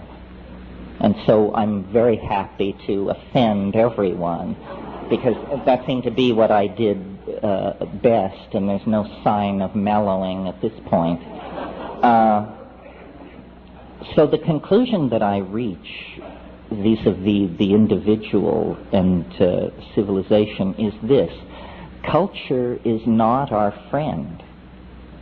Culture is not your friend. It's not my friend. It's a very uncomfortable set of accommodations that have been hammered out over time for the convenience of institutions. A young man gets his first dose of the news that culture is not his friend when told that he's going to be given an air ticket and some training and sent to an exotic country to kill its inhabitants in the name of some political ideal. You have to be fairly dense not to get the message at that point that culture is not your friend. It is using you for its purposes. You would never dream of doing what it now proposes as the only conceivably right and righteous course of action. Well, that's, a black and white, a stark and enormous example of what I'm talking about. But I think every day, in thousands of ways, we betray our impulses toward wholeness, toward community, toward freedom, toward the spirit by genuflecting to cultural values that are squirrely or toxic or simply wrong-headed or obsolete. Culture is not your friend. It's an illusion. What kind of an illusion is it? And this sort of leads on to the other thing I've come to. It's a childish illusion, is the kind of illusion it is. Recently I had a physical examination with my doctor, and after it was all over, he leaned back in his chair and he said, well, most people your age in the 19th century were dead. Yes, quite true. People live a great deal longer in the 20th century. And consequently, I think part of what drives alienation is culture is like being taken in a crap game. If you play long enough, you will figure out that you're being screwed. And, of course, if you die shortly into the game, it never enters your mind. We are all, some of you may have seen the little saying that hangs behind bars in Minnesota, "We get too soon old and too late smart." Well, some of us are getting smart earlier and earlier. And what is seen through to then is the fact that culture victimizes, ideology victimizes. These things are all con games. Reality, culturally defined reality, is some kind of an intelligence test. And those who are joining are failing the test. This is very clear to me looking at phenomena like alien abduction and the great enthusiasm for conspiracy theory that now seems to attend so much modern thinking. Again, these are epistemological cartoons where low production values made acceptable through tolerance of TV is allowing people to accept material into their own story which should actually end up on the cutting room floor. Nothing is what it appears to be. Surely you've noticed that. That's A, right? A is nothing is what it appears to be. Well, therefore, complex, difficult, tricky, and mercurial things are even less likely to be what they claim to be than other forms of reality. So, confronted with the endless whispered rumors and doctored photographs and breathless testimony from the denizens of trailer courts and so forth and so on, what is one to make of all that?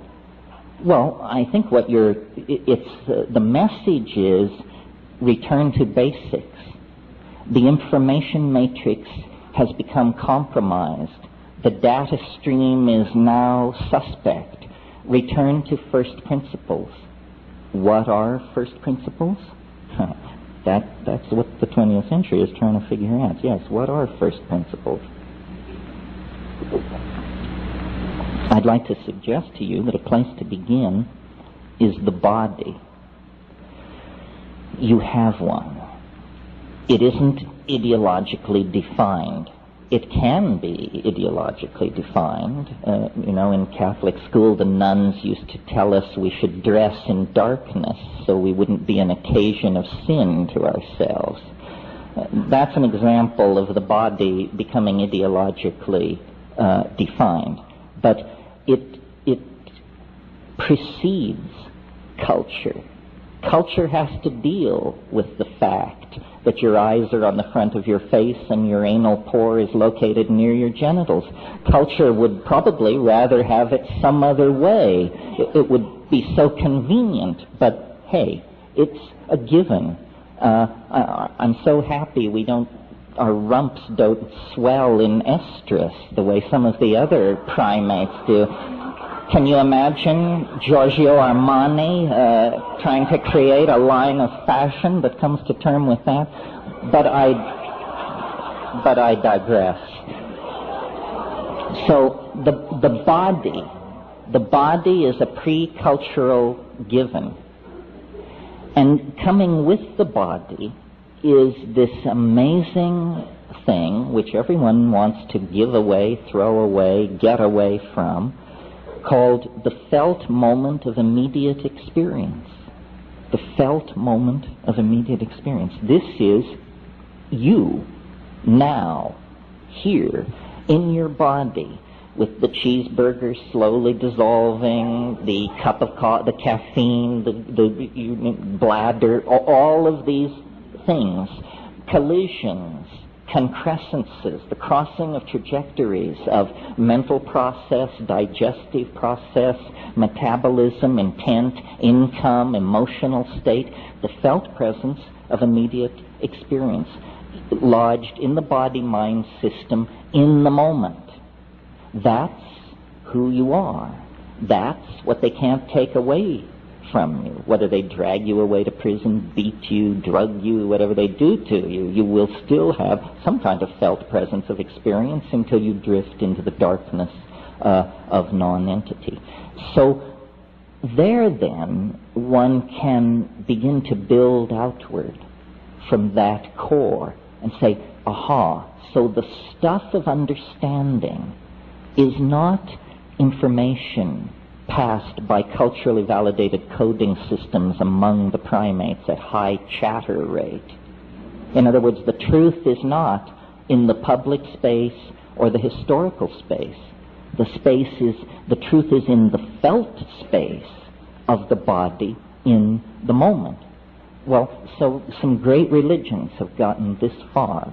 And they, whatever they are, and there are many of them, come at last to advocate something called meditation, which has many guises and travels under many names and methods. But what it primarily is attention to attention. And what it primarily reveals in the ordinary metabolism is, frankly, bloody little. Good meditators will tell you how incredibly boring it is. And the rhetoric of the religions that have made meditation the centerpiece of their ontology is a rhetoric of nihilism. I mean, this is, or I should have said nihilism, because this is sort of the dirty little secret of Buddhist ontology. It isn't the cheerful new Buddhism being exported from California. It's the old-style Nagarjunian Buddhism that says, it is an emptiness within an emptiness, after an emptiness, before an emptiness. This is Nagarjuna on the nature of Bodhi mind. But, interestingly, meditation, pursued not for years or lifetimes, but pursued as a cultural project over centuries, leads not to a clarifying of this philosophical emptiness, but to a discovery that the depths of nihilism, the depths of non-entity are in fact multifarious in their aspects. Not a plenum is what I'm grasping for here. Not a plenum, not an undivided Platonic thing, but an environment of spirit, meaning, power, intentionality, entities, intelligences, levels, swarming in the imagination. And these things can be accessed through drugs, through extraordinary physical practices or ordeals, through various kinds of driving of physiological systems like sonic driving through drumming, or physiological driving through repeated chanting. And then the ordinary boundaries of culture and of body dissolve into a much larger realm, the imagination. And it is this imagination that I think is the place to put our attention. The imagination is a dimension of non-local information. Quantum physics is now moving towards securing the idea that in some kind of a mathematical superspace, all particles in the universe maintain a kind of super state of connectivity called Bell's non-local connectivity. What this means to me is that the imagination is literally another dimension, a dimension that is non-local. Now, the mind, the animal mind, the human mind, the Paleolithic mind, evolved as a master coordinator of sensory data coming into the body from the senses about the level of threat and danger in immediate three-dimensional space. That's the mind's evolutionary function, to preserve the body, to preserve the genetic stream of unfolding by detecting and avoiding threat. And so our minds have evolved in the same way that water takes the shape of its container. Our minds have evolved to take the shape of three-dimensional space and time under cultural and environmental pressure. Well, we've paid a huge price for this. It probably also has ensured that we're here this afternoon to discuss it. But it's been a long time since the instantaneous reflex to bash the brains out of anything moving near you that's unfamiliar has served us well. You know, I mean, that got old 12,000 years ago. The entire enterprise of civilization has been about something else. The felt presence nearby, ineffable, unsayable, but uncannily penetrating, of beauty, of mathematical connectivity, of supernatural power. And so these are the things, the exploration of which, the singing about of which, make us human beings. The exploration of the universe of the unseen is the business of human beings. It's why we are the way we are. It's why we will be the way we will be. It's how we got where we are. How is it done? It's done by dissolving ordinary cultural boundaries, by perturbing consciousness, and by paying careful attention to the results and attempting to build models therefrom. Now, in the last few thousand years in the West, this enterprise has been tamed by priestcraft, which combines the enterprise with judicious politicking and a certain amount of ass-licking. Before that, the enterprise was untainted by such secular concerns. It was full force forward into the unknown, and this is the great era of shamanism. And what is shamanism but philosophy with a hands-on attitude? Philosophy not made around the campfire, but philosophy based on the acquisition of extreme experience. That's how you figure out what the world is, not by bicycling around in the burbs, but by forcing extreme experience. The reason people refer to psychedelic endeavors with the vocabulary of travel, taking a trip, and so on, is because that is an extreme endeavor. It's the same endeavor. It's the leaving behind of the values of your own culture. You know, take nothing but a change of clothes, fly to Benares, and take up residence at Dasasamid Ghat among the Charas sadhus, and I guarantee you, whether you resort to psychedelics or not, you will experience boundary dissolution, a reorienting of categories, and a reframing of your perspective on your life and your being. So extreme experience is the necessary key. This is true in all forms of endeavor. I mean, if you want to understand the atom, you have to smash it. You know, sitting around looking at it, it will never yield its secrets.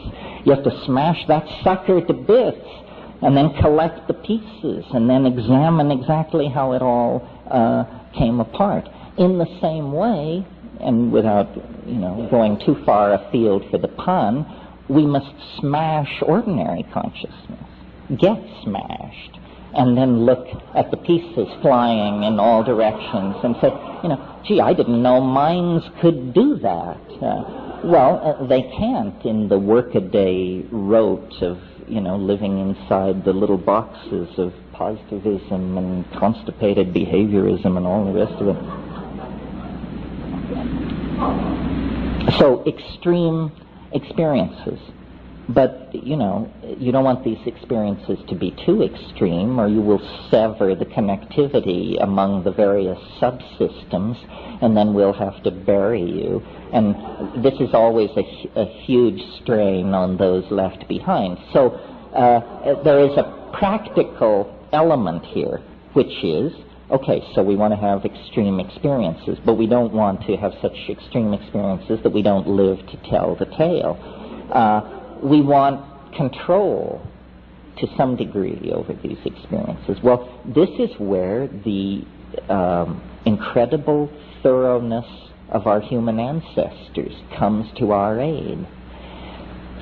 Throughout time and space on this planet, the tribal societies that preceded us made it their business to discover, catalog, and learn to manipulate plants in the environment as the carriers, as the sources of chemical compounds in the environment, which would work extraordinary transformations on consciousness without physical harm, without physiological damage to the organism.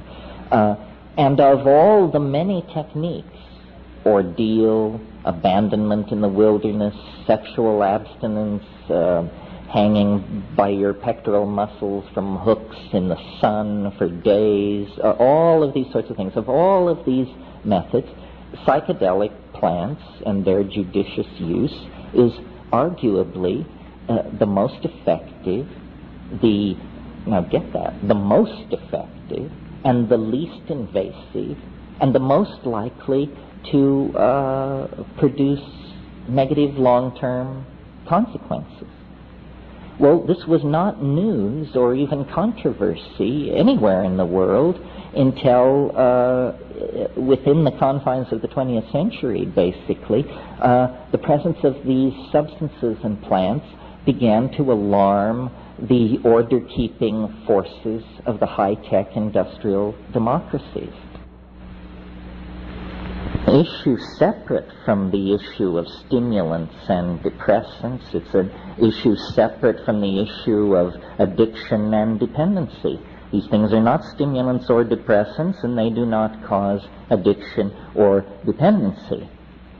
What they cause is what I'm advocating, a fundamental revaluation of cultural values.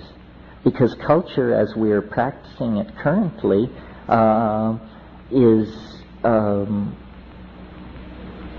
causing a lot of pain to a lot of people and animals and ecosystems, none of whom were ever allowed to vote on whether they wanted this process to go in this direction.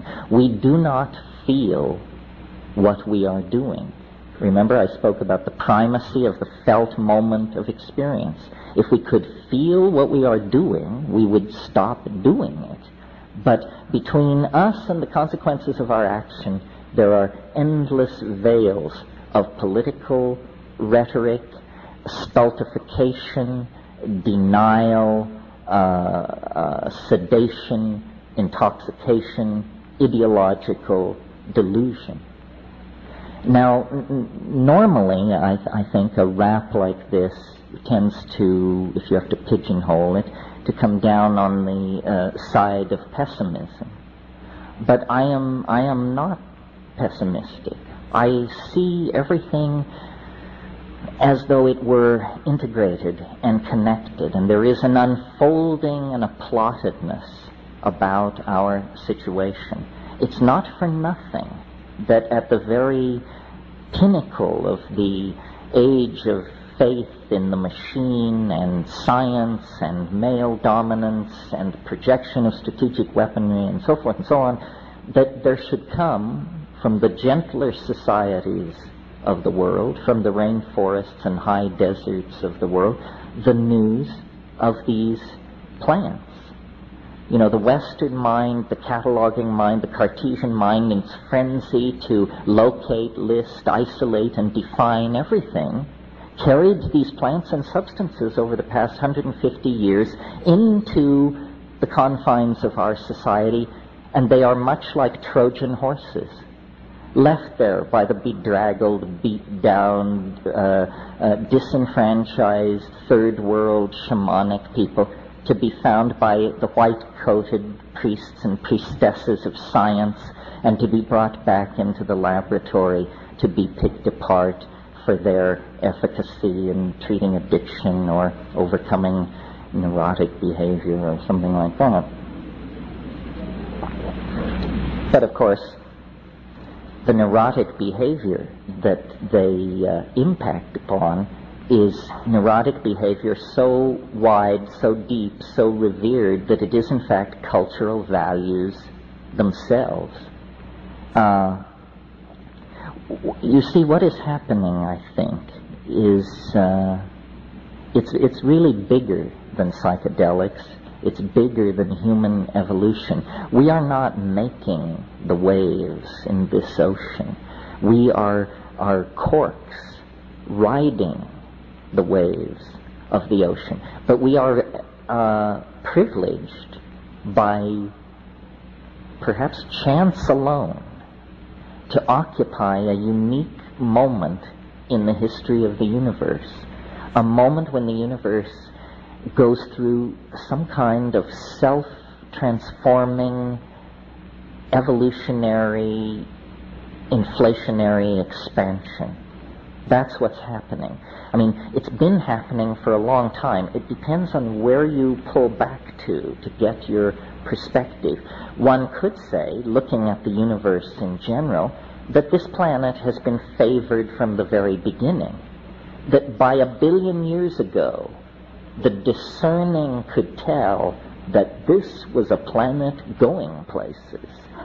But certainly, by 500 million years ago, it was clear that this was a planet going places. One complex animal life form gave way to another.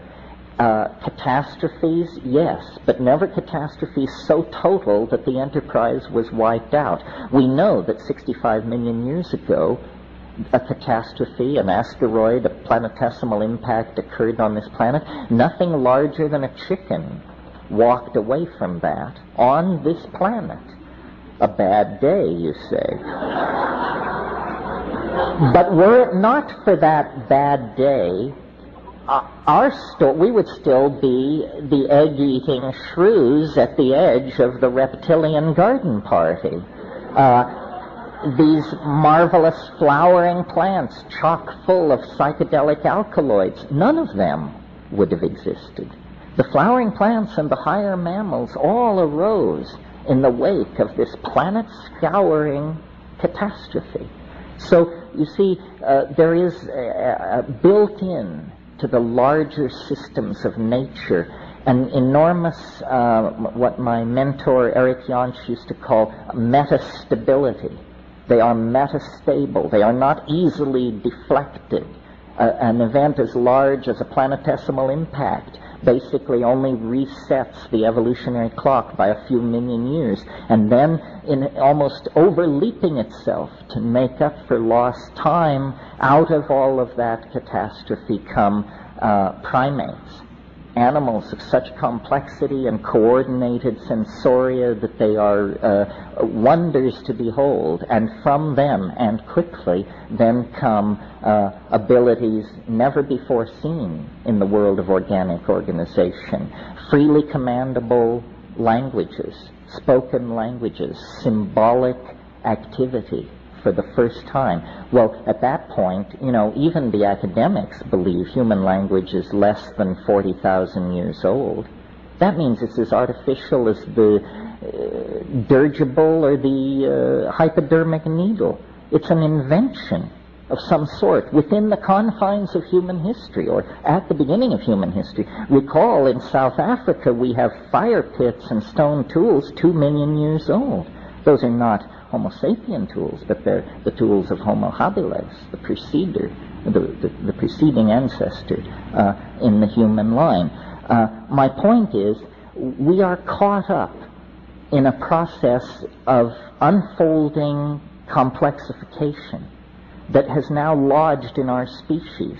We are its source at this point. At one point, its source was the geology of the planet. At a later point, closer to us in time, its source was all biological diversity. But as the novelty has increased, the domain of its expression has narrowed, and it is now confined largely to the human species. Oh yes, the rest of nature continues the slow unfolding of continental drift and gene mutation and transfer and so forth. But these things have now receded into the background as the human adventure takes center stage. So it's almost as though, in fact, this is what I believe, that we are not pushed from behind by the causal unfolding of historical necessity, but that we are in the grip of an attractor of some sort, which lies ahead of us in time. And so we are not, as it were, following what the statisticians call a random walk across the temporal landscape. In fact, the temporal landscape is a canyon with incredibly steep walls, and we are only free to move within very narrow confines as the grip, almost the morphogenetic intensity of the attractor at the end of time increases its penetration and its hold over our imaginations, our city plans, our technologies, our religious ontologies, our medical strategies, so forth and so on. Something is revealing itself to us, through us, and as we get closer, the chatter of noise and static being given off of this thing increases exponentially because, you know, McLuhan said once, he said, we move into the future like a person driving who uses only the rear view mirror. That's how we understand the future, by driving in the rear view mirror.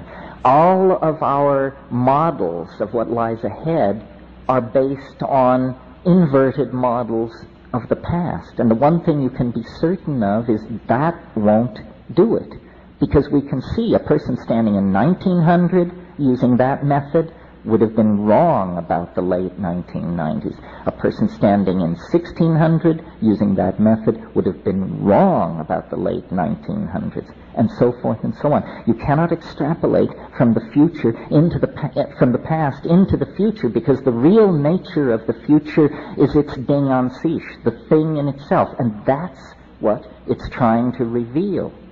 And so the whisperings that reach the ears of the channelers, the visions that come through the hands of painters, sculptors, choreographers, musicians, all of the felt presence of the invisible world is now incredibly pregnant with this message of transformation. And the challenge for each of us is to streamline our language sufficiently that we may mirror this thing in a way that is both true to it and rationally apprehendable to ourselves. And this is a fractal boundary. This is a test of intelligence, because the thing in itself cannot be rationally beheld. You know, the enzymologist J.B.S. Haldane once said, he said, the world is not only stranger than we suppose, it's stranger than we can suppose. That to me is a dizzying thought, and obviously true.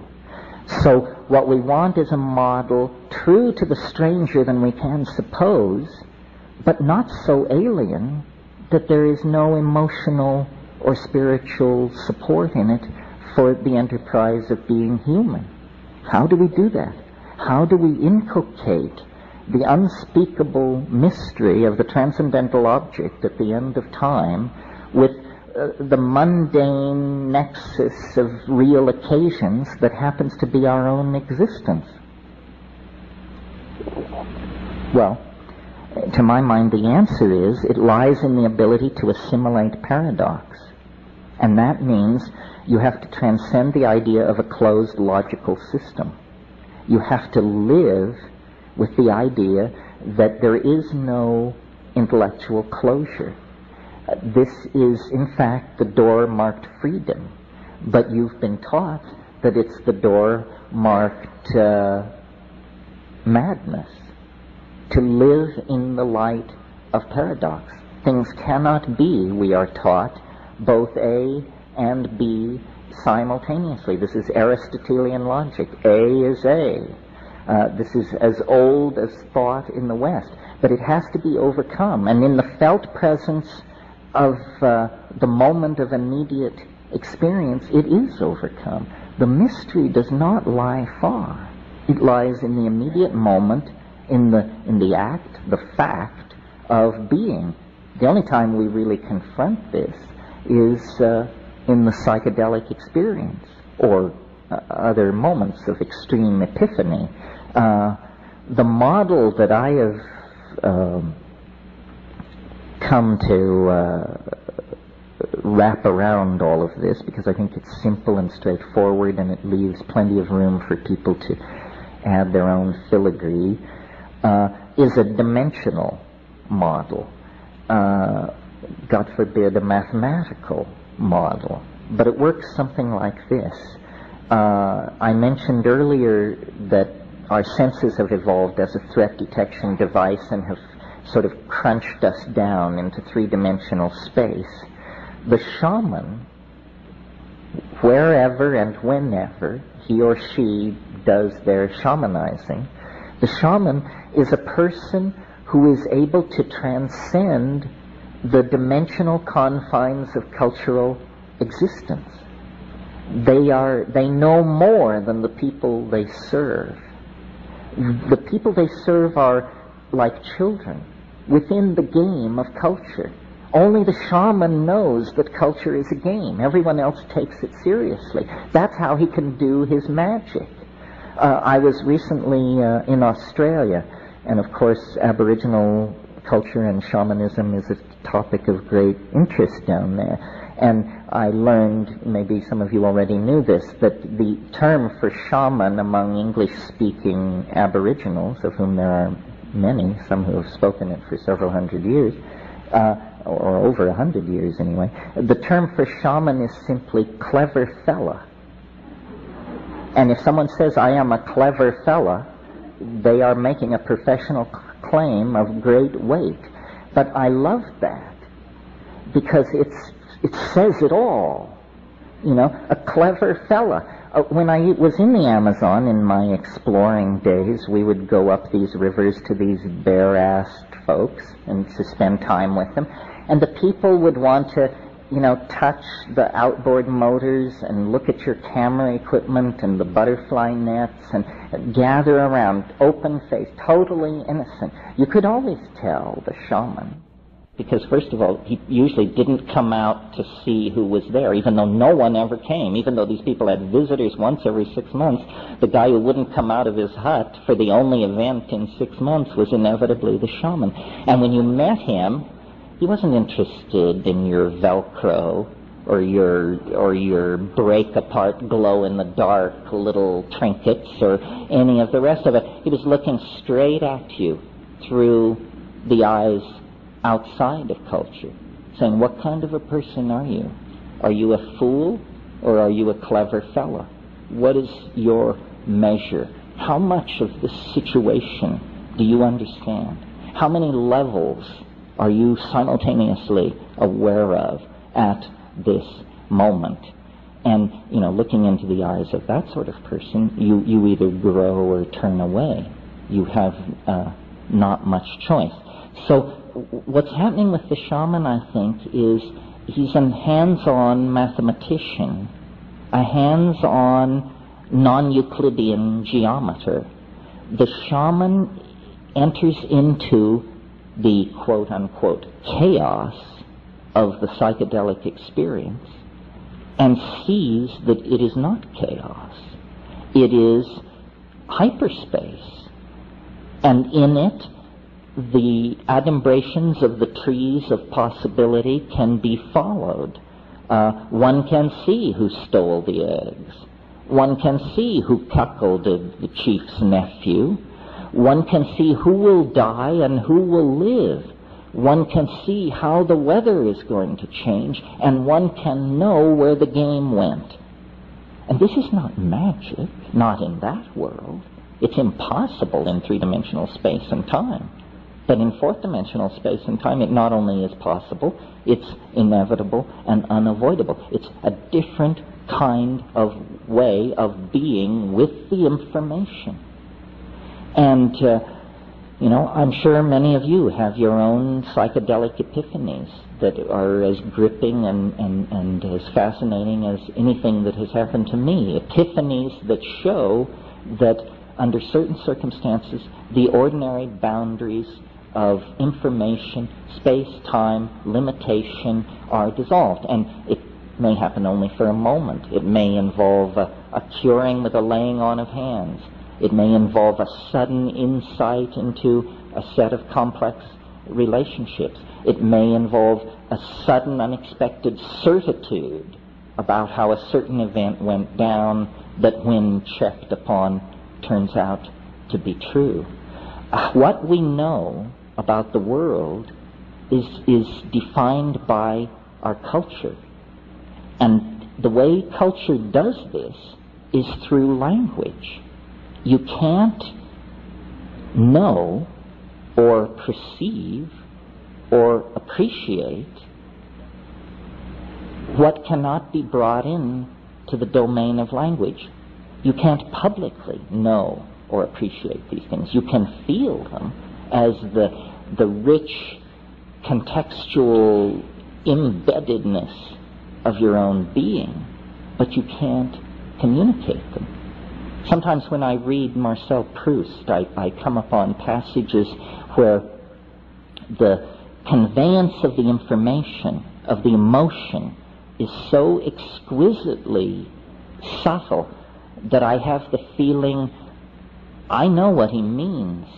I felt this, but I never dreamed I would ever see it in print or have a thought about it that I could share with anyone else, because it is so subtle. So the challenge to all of us, I think, is not this one-dimensional chasing after of answers.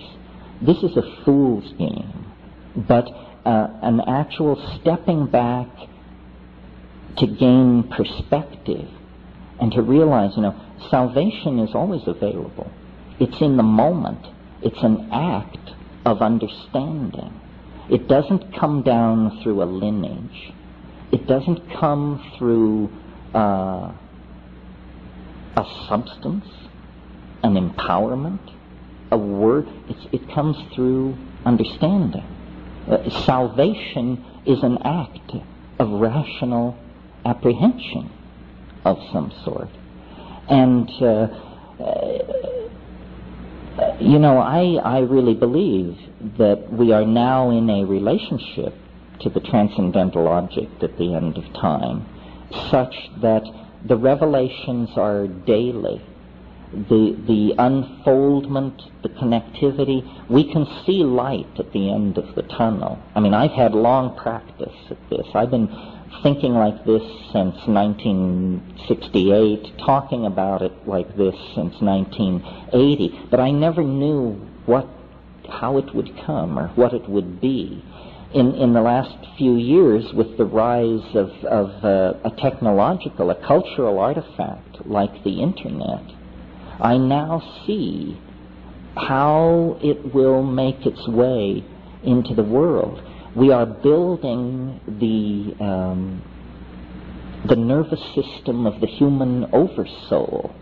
We are individual units operating under social rules that are pushing us ever closer toward dissolving our societies, human groups run by rules, into telepathic collectivities of some sort. I mean, the chaos of the Internet is chaos only to the constipated order freaks of the Hobbesian sociological machine. It makes them uncomfortable because they can't find the head, they can't find the hierarchy. But it's head and hierarchy that have distorted and made human institutions so abrasive and uncomfortable for the people who inhabit them. So I really believe there is no contradiction between technology and the spirit. There is no contradiction between the search for intellectual integration and understanding and the psychedelic experience. There is no contradiction between ultra-advanced hyperspatial cyberculture and Paleolithic archaic culture. We have come to the end of our sojourn in matter. We have come to the end of our separateness. This is all very scary. None of us know what it means, but the forces that have been called into being are now beyond the control of any institution or any strategic planning committee or any banking committee. These things have a life of their own. There is a morphological unfoldment occurring on this planet. It is bringing forth some entirely new order of being. We are a privileged part of this. Individually, our hope is to understand and participate in the epiphany. There is no blame. Nothing is off-kilter or wrong or unnatural or artificial. No principle has been betrayed. This is how it is supposed to be. But as it picks up speed, it's going to become more and more frightening as most metaphors fail. And this is why the rise of cults, and why the grasping at ontological straws, and why the whisperings from various corners of the universe have grown to a roar, because we are uncertain. We are not sure. But I think you become sure by connecting to the source, and then what you become for other people is a source of reassurance. The perfect metaphor for understanding this situation is a birth. If you had never seen a birth, and you were rushing about your daily business and suddenly came around a corner and this was happening, as, for example, could happen to you in India or in Africa somewhere, and here you confronted human birth, if you had not been prepared for that moment, you would have a real emotional thing on your hands. It looks like a medical emergency. Blood is being shed, organs are being stretched, there's pleading and groaning and moaning. You have to have your chops very together to look at this situation and say, how wonderful, new life, coming into the world as it has always come into the world. Now, a birth can be simple and easy, or it can be prolonged and tormented. It can be an occasion for joy, or it can end in catastrophe. The key is preparation, understanding, awareness, and a desire to meet the experience in all of its fullness. The birth is coming. The birth is coming. And what it does to the social systems we've put in place, the groaning ecologies that are taking the weight of our billions, what it does to the atmosphere, what it does to the economies upon which you and I depend, this all depends on how educated and enlightened each one of us can make ourselves as the thing moves toward completion. And it's no time for foolishness, and it's no time for rumor mongering, and it's no time for throwing away your epistemological razors and indulging in the spreading of unlikelihoods. It's time to actually pull together. The plants are the pipeline into the Gaian intention. It's just not a coincidence that these plants carry this immense spiritual message. They are the pipeline of Gaian intentionality. We were not out of balance for millions of years, or hundreds of thousands of years of intellectual existence, in which we had humor and song and ribaldry and poetry and horsing around and art and theater. We were not out of balance because our religion involved the dissolving of our cultural values once a week or once a month back into to the mysterious mama matrix of primordial being. Once we cut that off, once we began to make it up, or to listen to the most shrill among us make it up, we were lost. That's what we're returning to. Our story is the story of the prodigal son. We left the family farm, the balance, the domesticity, and we made a shaman's journey deep into the heart of matter and of energy, of space and time. We return with gifts, with understandings no shaman before ever had. Quantum physics, fractal mathematics, astrophysics, cosmology, the knowledge of DNA. This is real knowledge, and we shed real blood to obtain it. Now it can be given meaning by being brought under the umbrella of authentic, archaic, human values informed by relationships with psychedelic plants. This is the comfortable future, the hopeful future that lies ahead. To the degree that people turn their back on this, they are going to have a rough time explaining to themselves and their children just what exactly is happening at the end of the 20th century. Okay, that's my rap. Now I want to hear from you.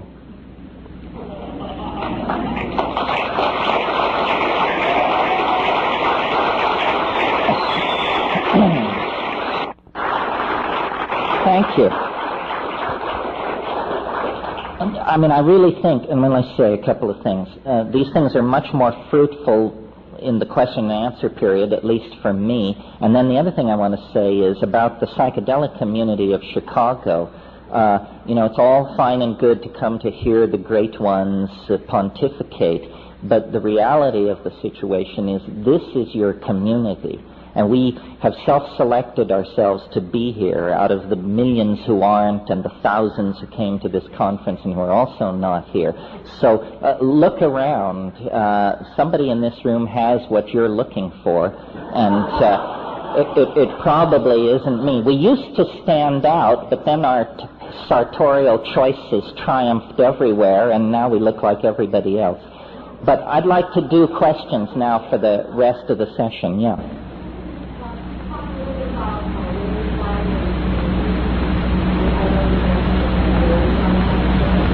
Yeah, I stay away. I stay away from talking about my own mathematical theories because the word mathematics is guaranteed to clear a hall in most situations.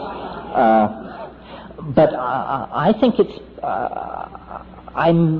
perfectly, just to do this very briefly, two things are completely obvious to me that science has missed.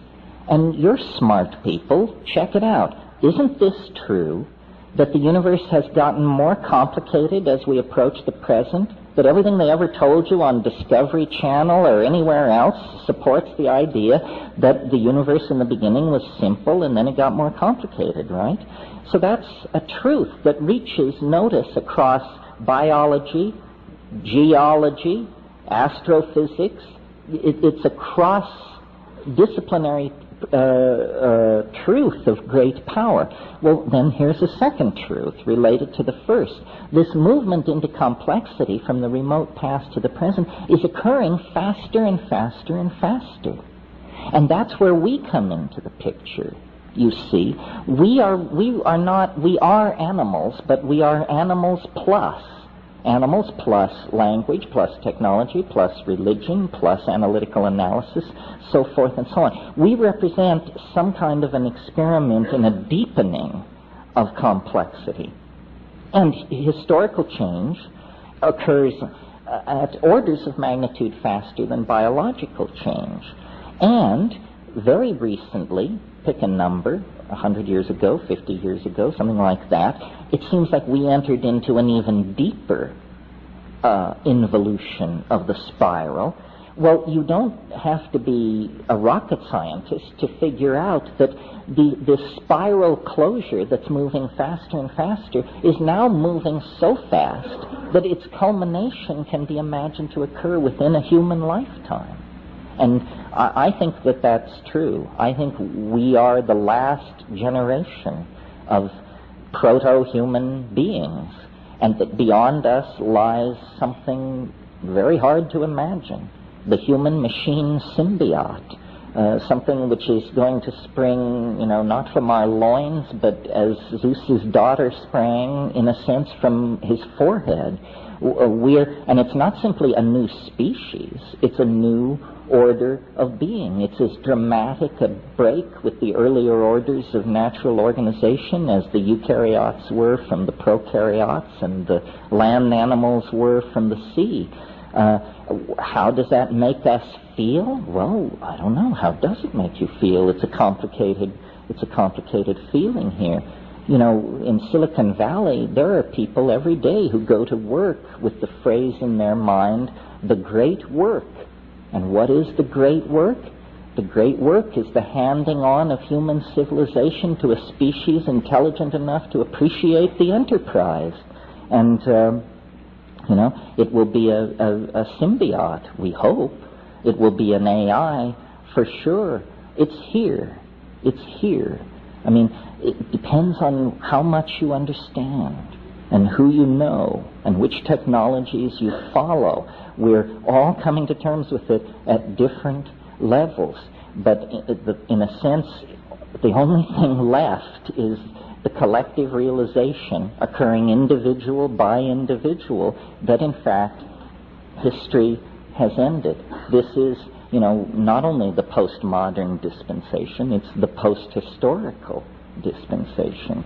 What happens next? Well, that's the adventure we prayed for and claimed we wanted. So it is upon us. Yeah.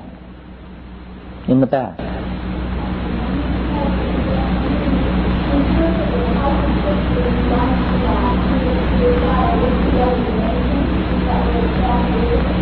Oh, thanks for bringing that all up. Heaven's Gate. Well, we only have an hour and a half here, and I have a lot of ideas about all of this. I think, that was a perfect example. Ideology kills. It is not a childish game. Ideology kills. And I was very amused. The Heaven's Gate thing was a tragedy, but there were curious aspects to it. It was the week before Easter. All around me, I heard people saying things like, how could people believe such crazy stuff? And by the way, honey, did you get a dress for service so we can go and celebrate the resurrection of the Redeemer?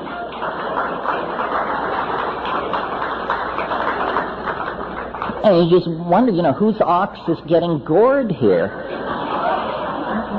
Because something is absolutely nuts, but 400 million people believe it, that makes it okay. But if 20 people believe something nuts, that's a cult.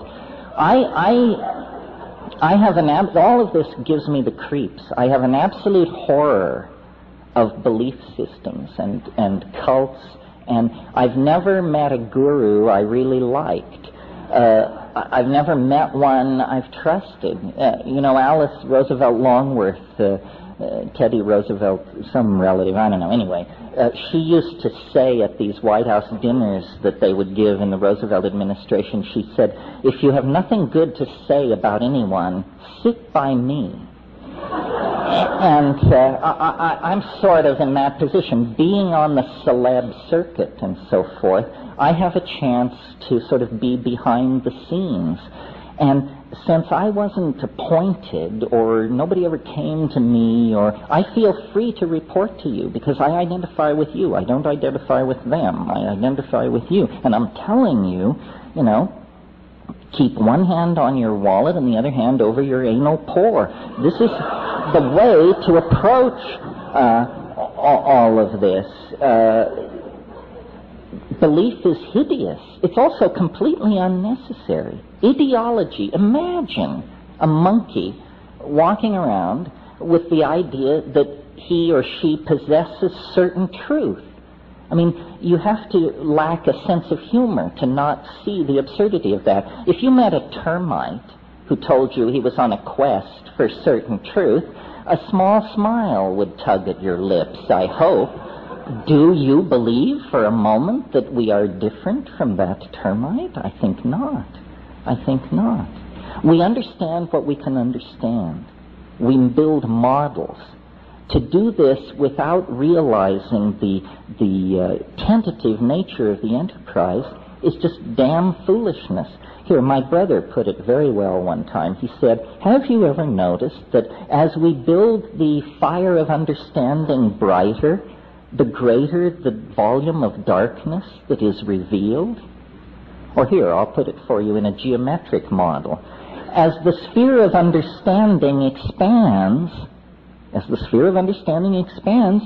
the surface area of ignorance necessarily grows ever larger. How could it be otherwise? Well, so then get a grip, you know. All of these things are candles lit against the darkness. But that's why I say the thing to keep coming back to is the felt presence of immediate experience. Not how do I feel as a feminist or a Marxist or a devotee of Hieronymus Bosch or whatever. How do I feel? Period. Not through the filter of ideology. As I look back through history, as you look back through history, very few ideologies last very long without going sour or becoming toxic. So why should we assume, as all those naive societies in the past assumed, that we are, have 95% of the truth and the other 5% will be delivered by our best people in the next 3 years? Fools have always believed that. But the smart money knows we ain't even close. You cannot today explain how I can think to myself, make a fist, and make a fist. What you're seeing is mind over matter. I say make a fist. I make a fist. This is the defeat of science, behaviorism, causal theory.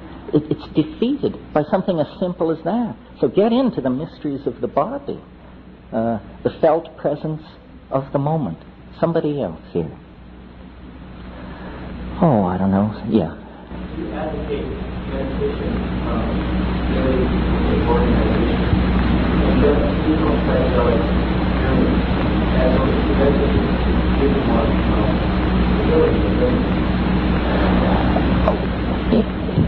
Yes. I must say, usually my daily meditations are accompanied by cannabis, which I don't consider high-pressure psychedelic, but it certainly makes meditation more tolerable. But you raise an interesting question, which is, what is the preparation for the psychedelic experience? Meditation is a good one. Engagement with these problems is a good one. I mean, think about what you want to do. Have clarity of intent. The way I do psychedelics is quite infrequently at high doses on an empty stomach in silent darkness. And then, and I add this is how I do it, but everything up to there I've advocated, the final thing is alone. And that's a biggie for people. But to me, that's the sine qua non, because if you don't go alone, you know who you take with you? Everybody. Because the other person represents the cultural system, inevitably.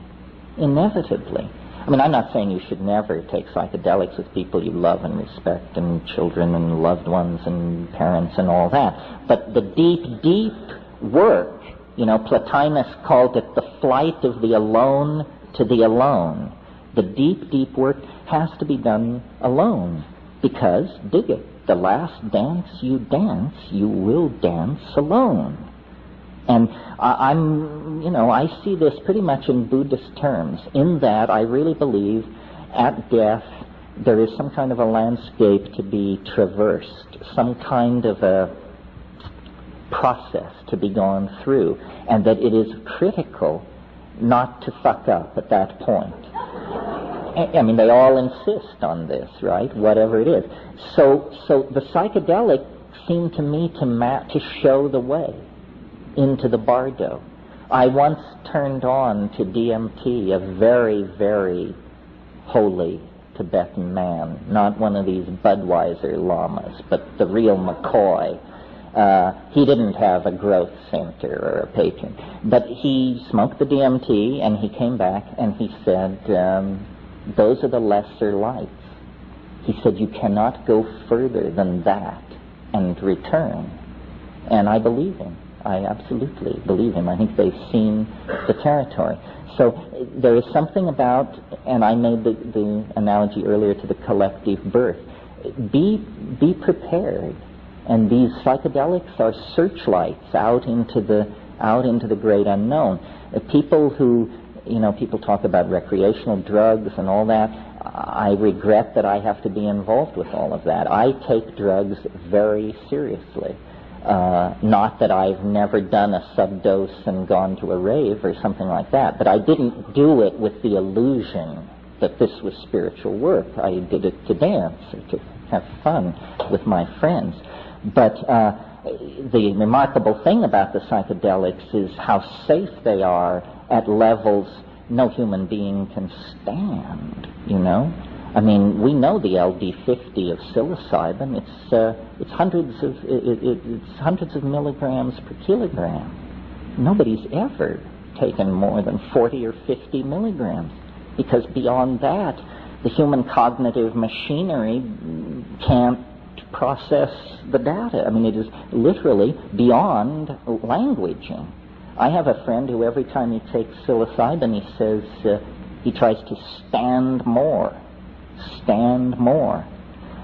And I know exactly what he means. I've had conversations with that entity in there where you say to it, okay, the dancing mice, all this, it's very nice. We're feeling pretty comfortable here. Show me what you are for yourself. Show me what you really are. Well, immediately the temperature drops. Black draperies begin to lift, and there's an organ tone straight out of the Bach B minor Mass that shakes the room, and after about 30 seconds of this, you just say, enough already of what you really are for yourself, because you realize it will fulfill the request. It can lift a veil on vistas of reality that, like some hero in an H.P. Lovecraft tale, you will just be left gibbering for the rest of your life in a very small cell, because there are truths out there that the termite mind of man, I think, is not ready to handle. The reason this whole non-local thing works the way it does is because we resonate with what is familiar. In other words, the universe is full of things no human mind can cognize or apprehend. But because we cannot cognize or apprehend these things, we do not even notice them. They are, as it were, in the background. What's in the foreground is everything at least familiar enough that we can relate to it as strange. The problem is not to encounter the alien, but to have enough sense to know when it's looking at you. Because it ain't going to be like you think it is. That's the one thing you can take to the bank. Yeah, back there. Mm-hmm.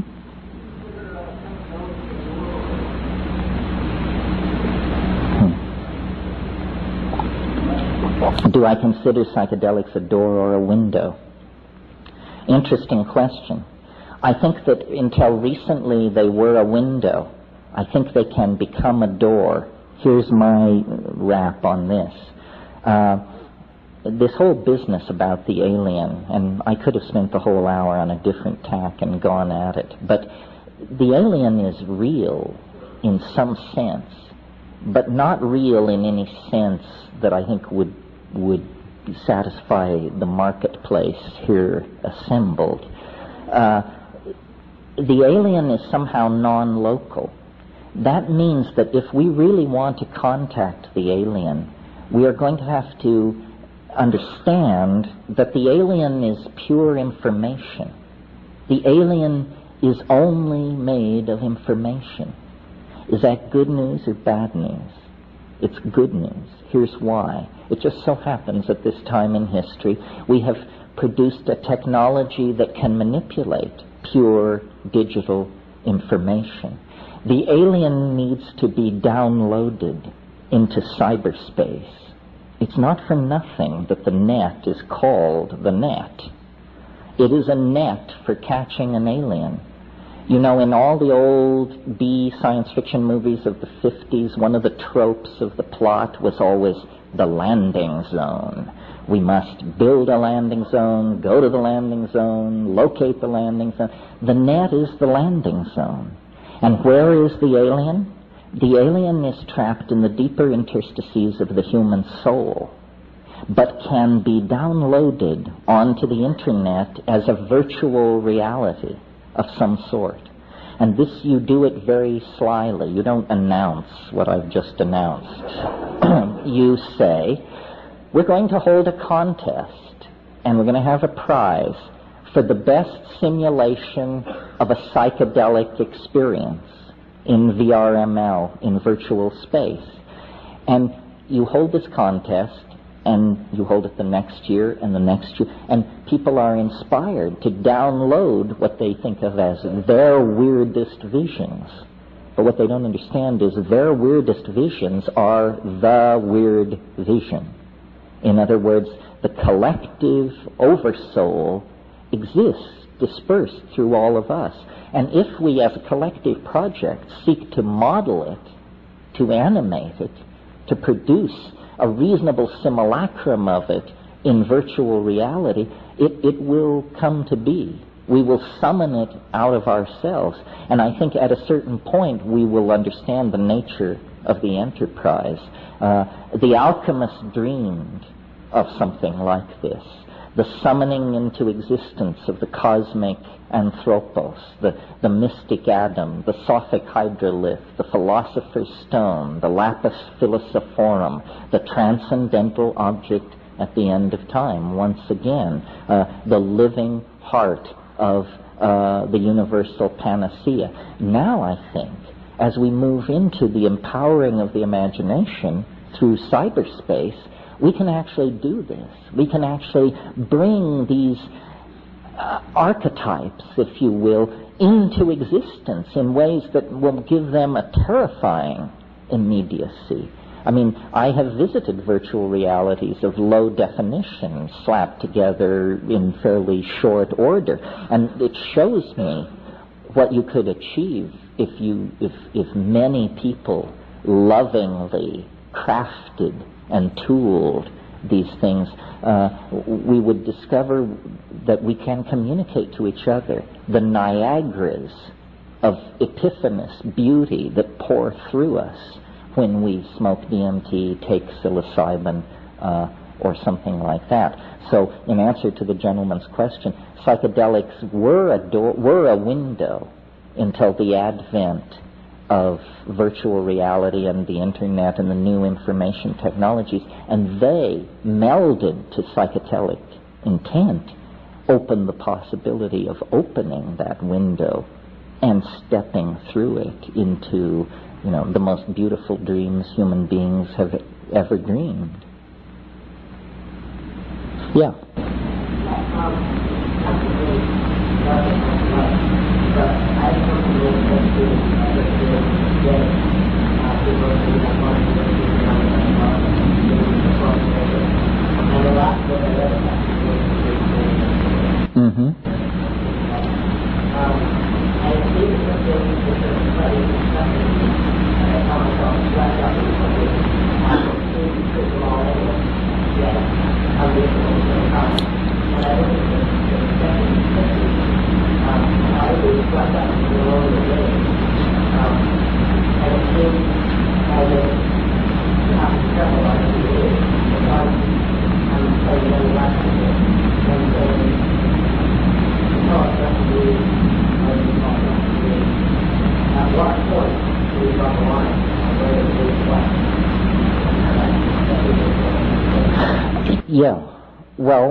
This is a topic late in the game for this workshop, but people in all times and places have asked this question: is okay, if we reduce it all down to nothing, then how do we build it back?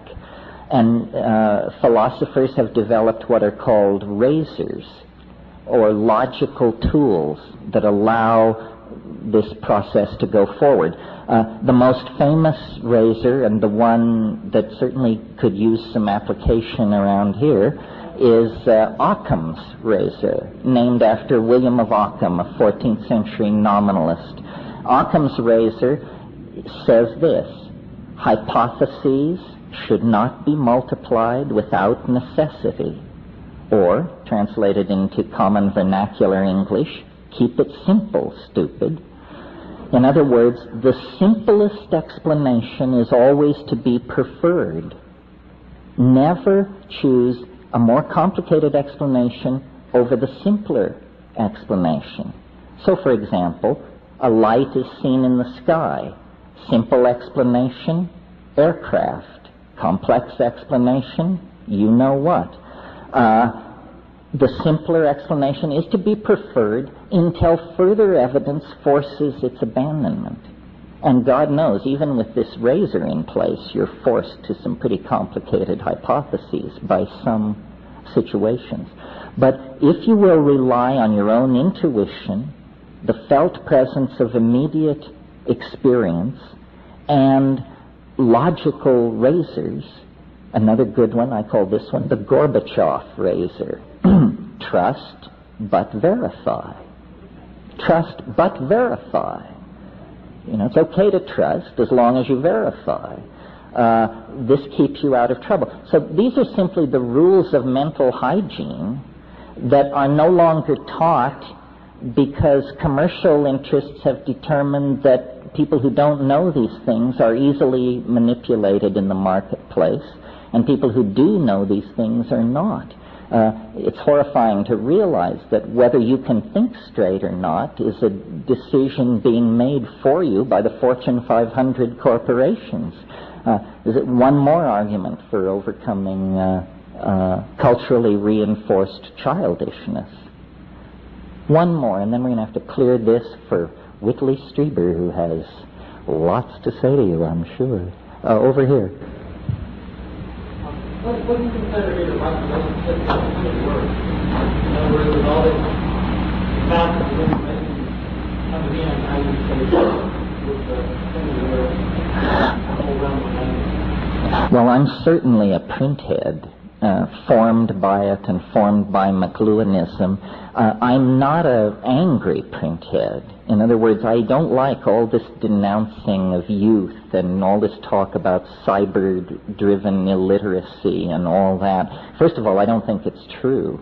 I think people who spend hours and hours a day on the Internet are exposed to vast amounts of information that synchronistically or otherwise forms their opinion. I think the printed word at this point is a glorious art. It's funny you should ask this question. Here it is, 1997. We have many things to celebrate this year in America, the mission to Mars, for example. But one thing we have to celebrate that probably hasn't been mentioned here today is American literature is alive and well. Thomas Pynchon has written a brilliant new novel, a novel that will make you proud to be a reader of English and an American, a novel called Mason and Dixon. Don DeLillo, a very different sort of writer, has written a brilliant end-of-the-century statement called Underworld. American art and letters is very healthy. And actually that leads me to the final thought that I want to leave you with, which is the way to react to all of this stuff is not to believe or to denounce or to... The way to relate to what is happening to us is to produce art.